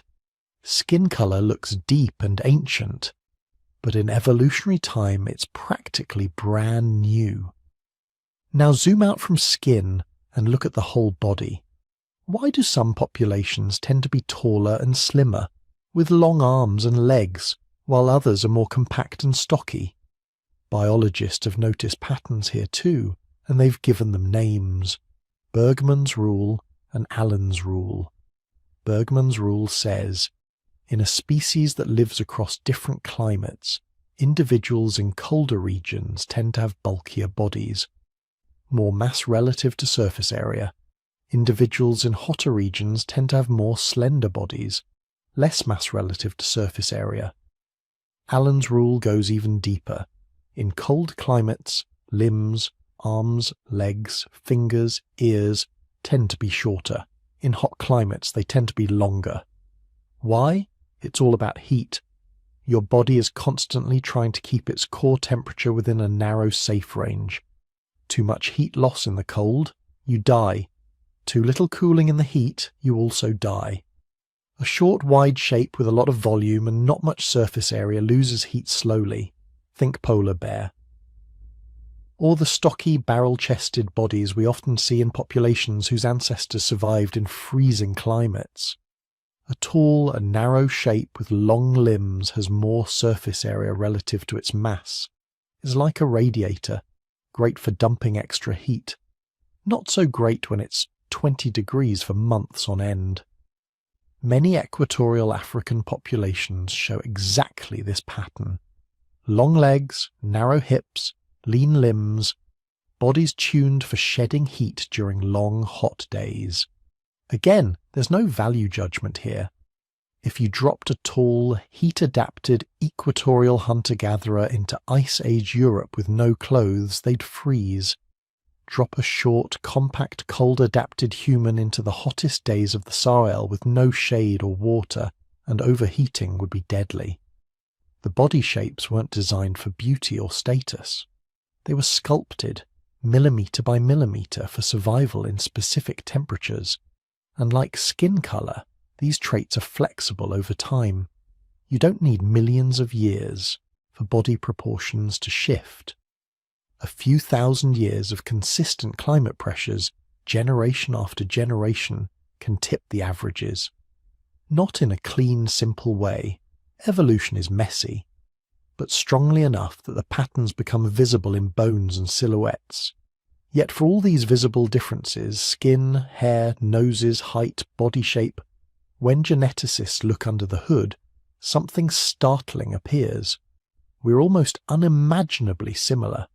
Two random humans, one from Europe and one from Africa, are likely to differ in only about 0.1% of their DNA.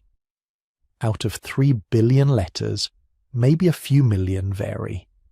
And the vast majority of those differences are shared across populations. They don't line up neatly with our folk categories of race. In fact, if you lined up all humans, you'd find more genetic variation inside Africa alone than in the rest of the world combined. That's because our species is older there. Populations had more time to diversify before small groups left the continent, and carried only a sample of that diversity with them. The labels we use, black, white, Asian, race, they're cultural inventions built on top of very small, gradual, overlapping biological differences. Differences that don't divide us into separate boxes so much as smear us across a continuous gradient. There is no gene for race. There is no sharp genetic boundary where African DNA stops and European DNA begins. What we see instead are shifting frequencies of certain variants. A skinned pigment gene more common here, a cold adaptation variant more common there, a malaria resistance gene clustering in regions with intense mosquito-borne disease. Populations, not races. Local adaptations, not separate kinds of humans. And many of these adaptations are vanishingly recent. The ability to digest milk as an adult in some European and East African groups, that seems to have spread in just the last 8,000 years. Some high-altitude adaptations in Tibetans, possibly within 3,000 years. These are the newest chapters of our story, written while cities were already rising and empires forming. But the older, deeper chapters, the ones that came out of the ancient bottleneck, the ones that shaped our brains, our hands, our capacity for language and cooperation, those are shared by everyone. The genes that let you understand this story, the neural wiring that lets you imagine those ancient landscapes, the emotional circuitry that makes you care about strangers who lived 1 million years ago, those are bottleneck gifts, human gifts, not African, not European, just ours. So what do we do with this knowledge? We live in a world that has spent centuries trying to stack physical differences into a ladder, dark at the bottom, light at the top, or sometimes the reverse depending on who is drawing the diagram. Always the same pattern, take adaptation, turn it into hierarchy. But evolution doesn't build ladders, it builds trees, branches spreading in many directions, each one responding to the sunlight, the wind, the soil in its own environment. Dark skin is not a step down from light skin, it's a solution to a different level of UV radiation. A stocky, compact body is not less evolved than a tall, willowy one. It's a thermal strategy tuned to a particular climate. Tightly curled hair, straight hair, wavy hair. Each of these has physical properties that interact differently with heat, sweat, and sunlight. Different does not mean better or worse. Different means adapted.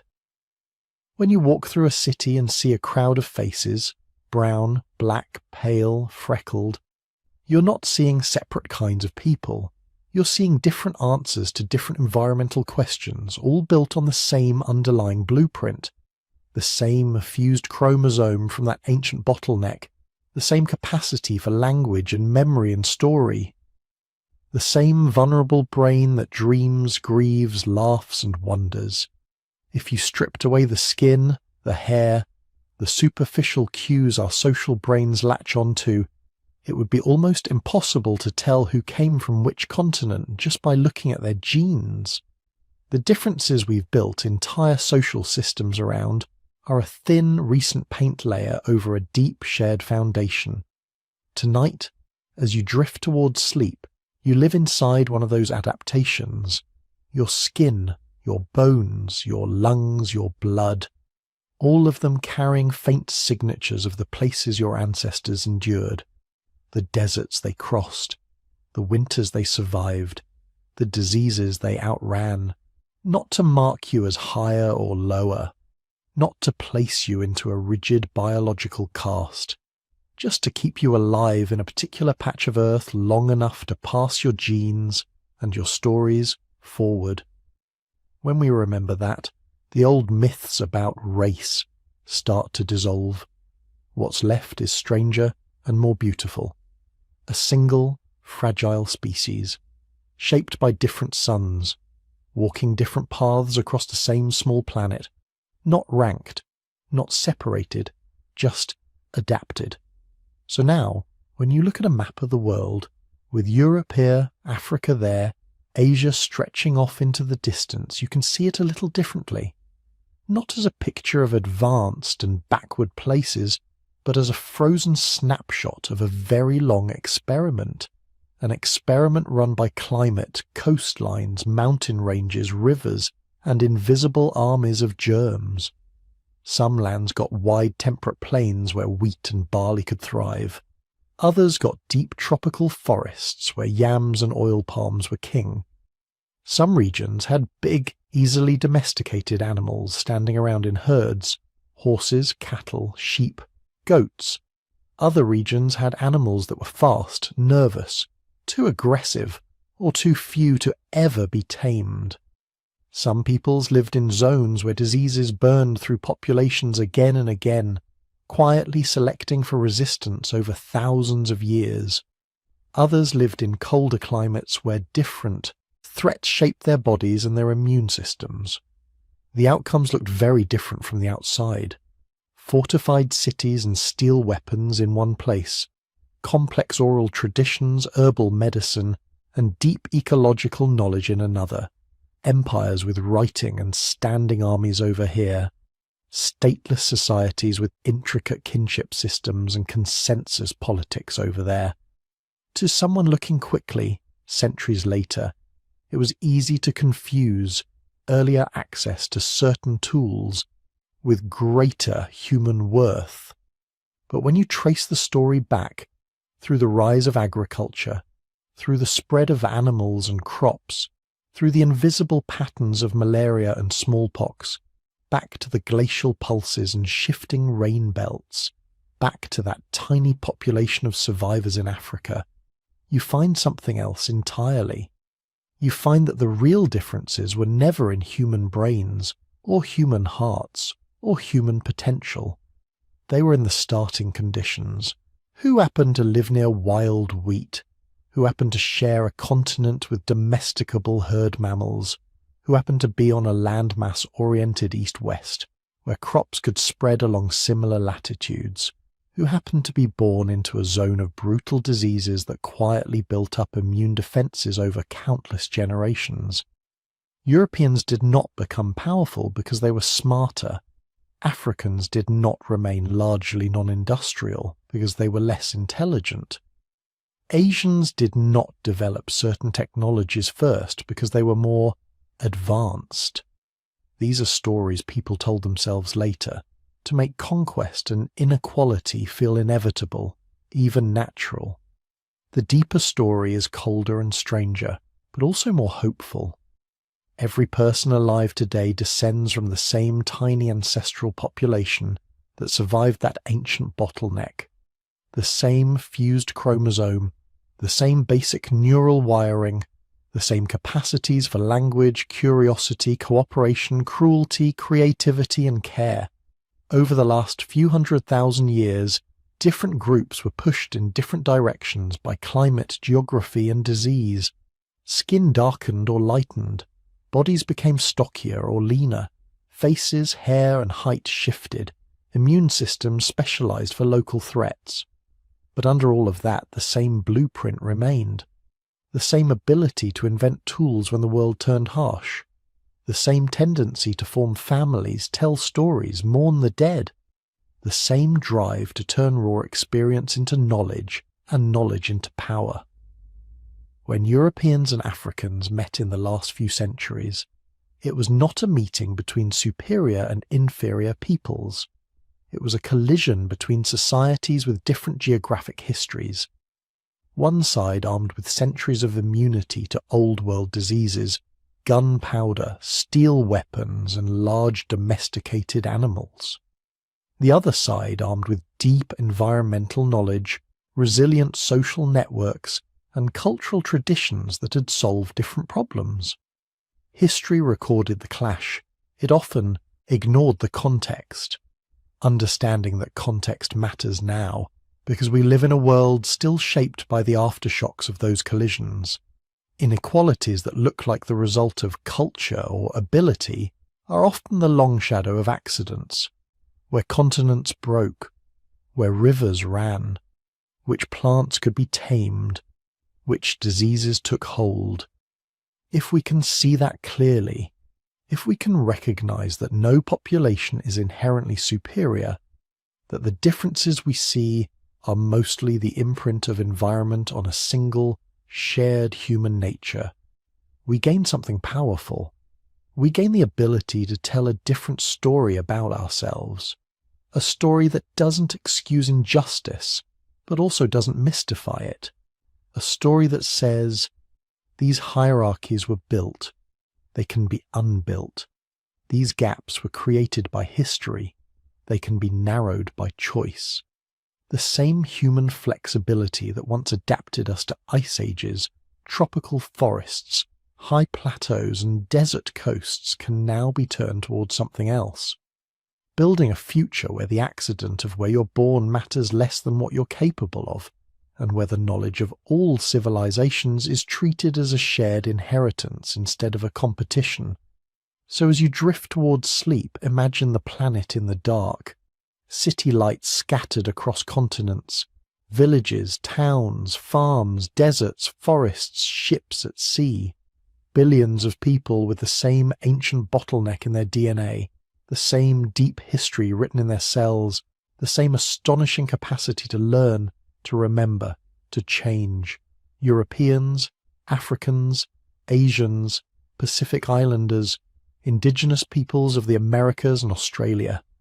Not separate kinds of beings, but branches on one narrow, fragile tree that almost died before it really began. Almost, but not quite.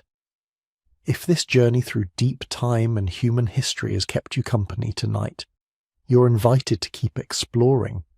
There are endless stories left about African kingdoms and European peasant villages, Asian maritime networks and American city-states, scientific revolutions and forgotten empires, quiet technologies and loud invasions.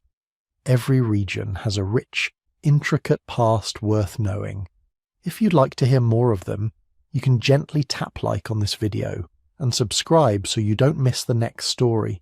If you feel awake enough, you can leave a comment and tell us where in the world you're listening from, what patch of this tangled human map you call home.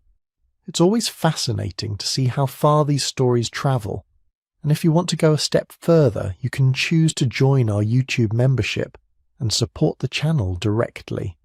That's completely optional. These videos will always be here for anyone who needs a calm voice and a curious look at the past. But if you do decide to join, know that it helps us keep making content like this, slow and thoughtful, and a little bit different from the usual noise. For now, though, you don't need to do anything at all. You can just lie there, feeling the weight of your body, the rhythm of your breathing, knowing that in a very real sense you are a miracle of survival, a descendant of people who endured ice, drought, famine, disease, and war, a carrier of genes shaped by deserts and forests and frozen plains, a member of a single global family that has been wandering and adapting and remembering for nearly 1 million years. Geography may have sent us down different roads, history may have told us we were separate, but in the quiet underneath it all we've always been one species, sharing one small world under one wide ancient sky. Rest well.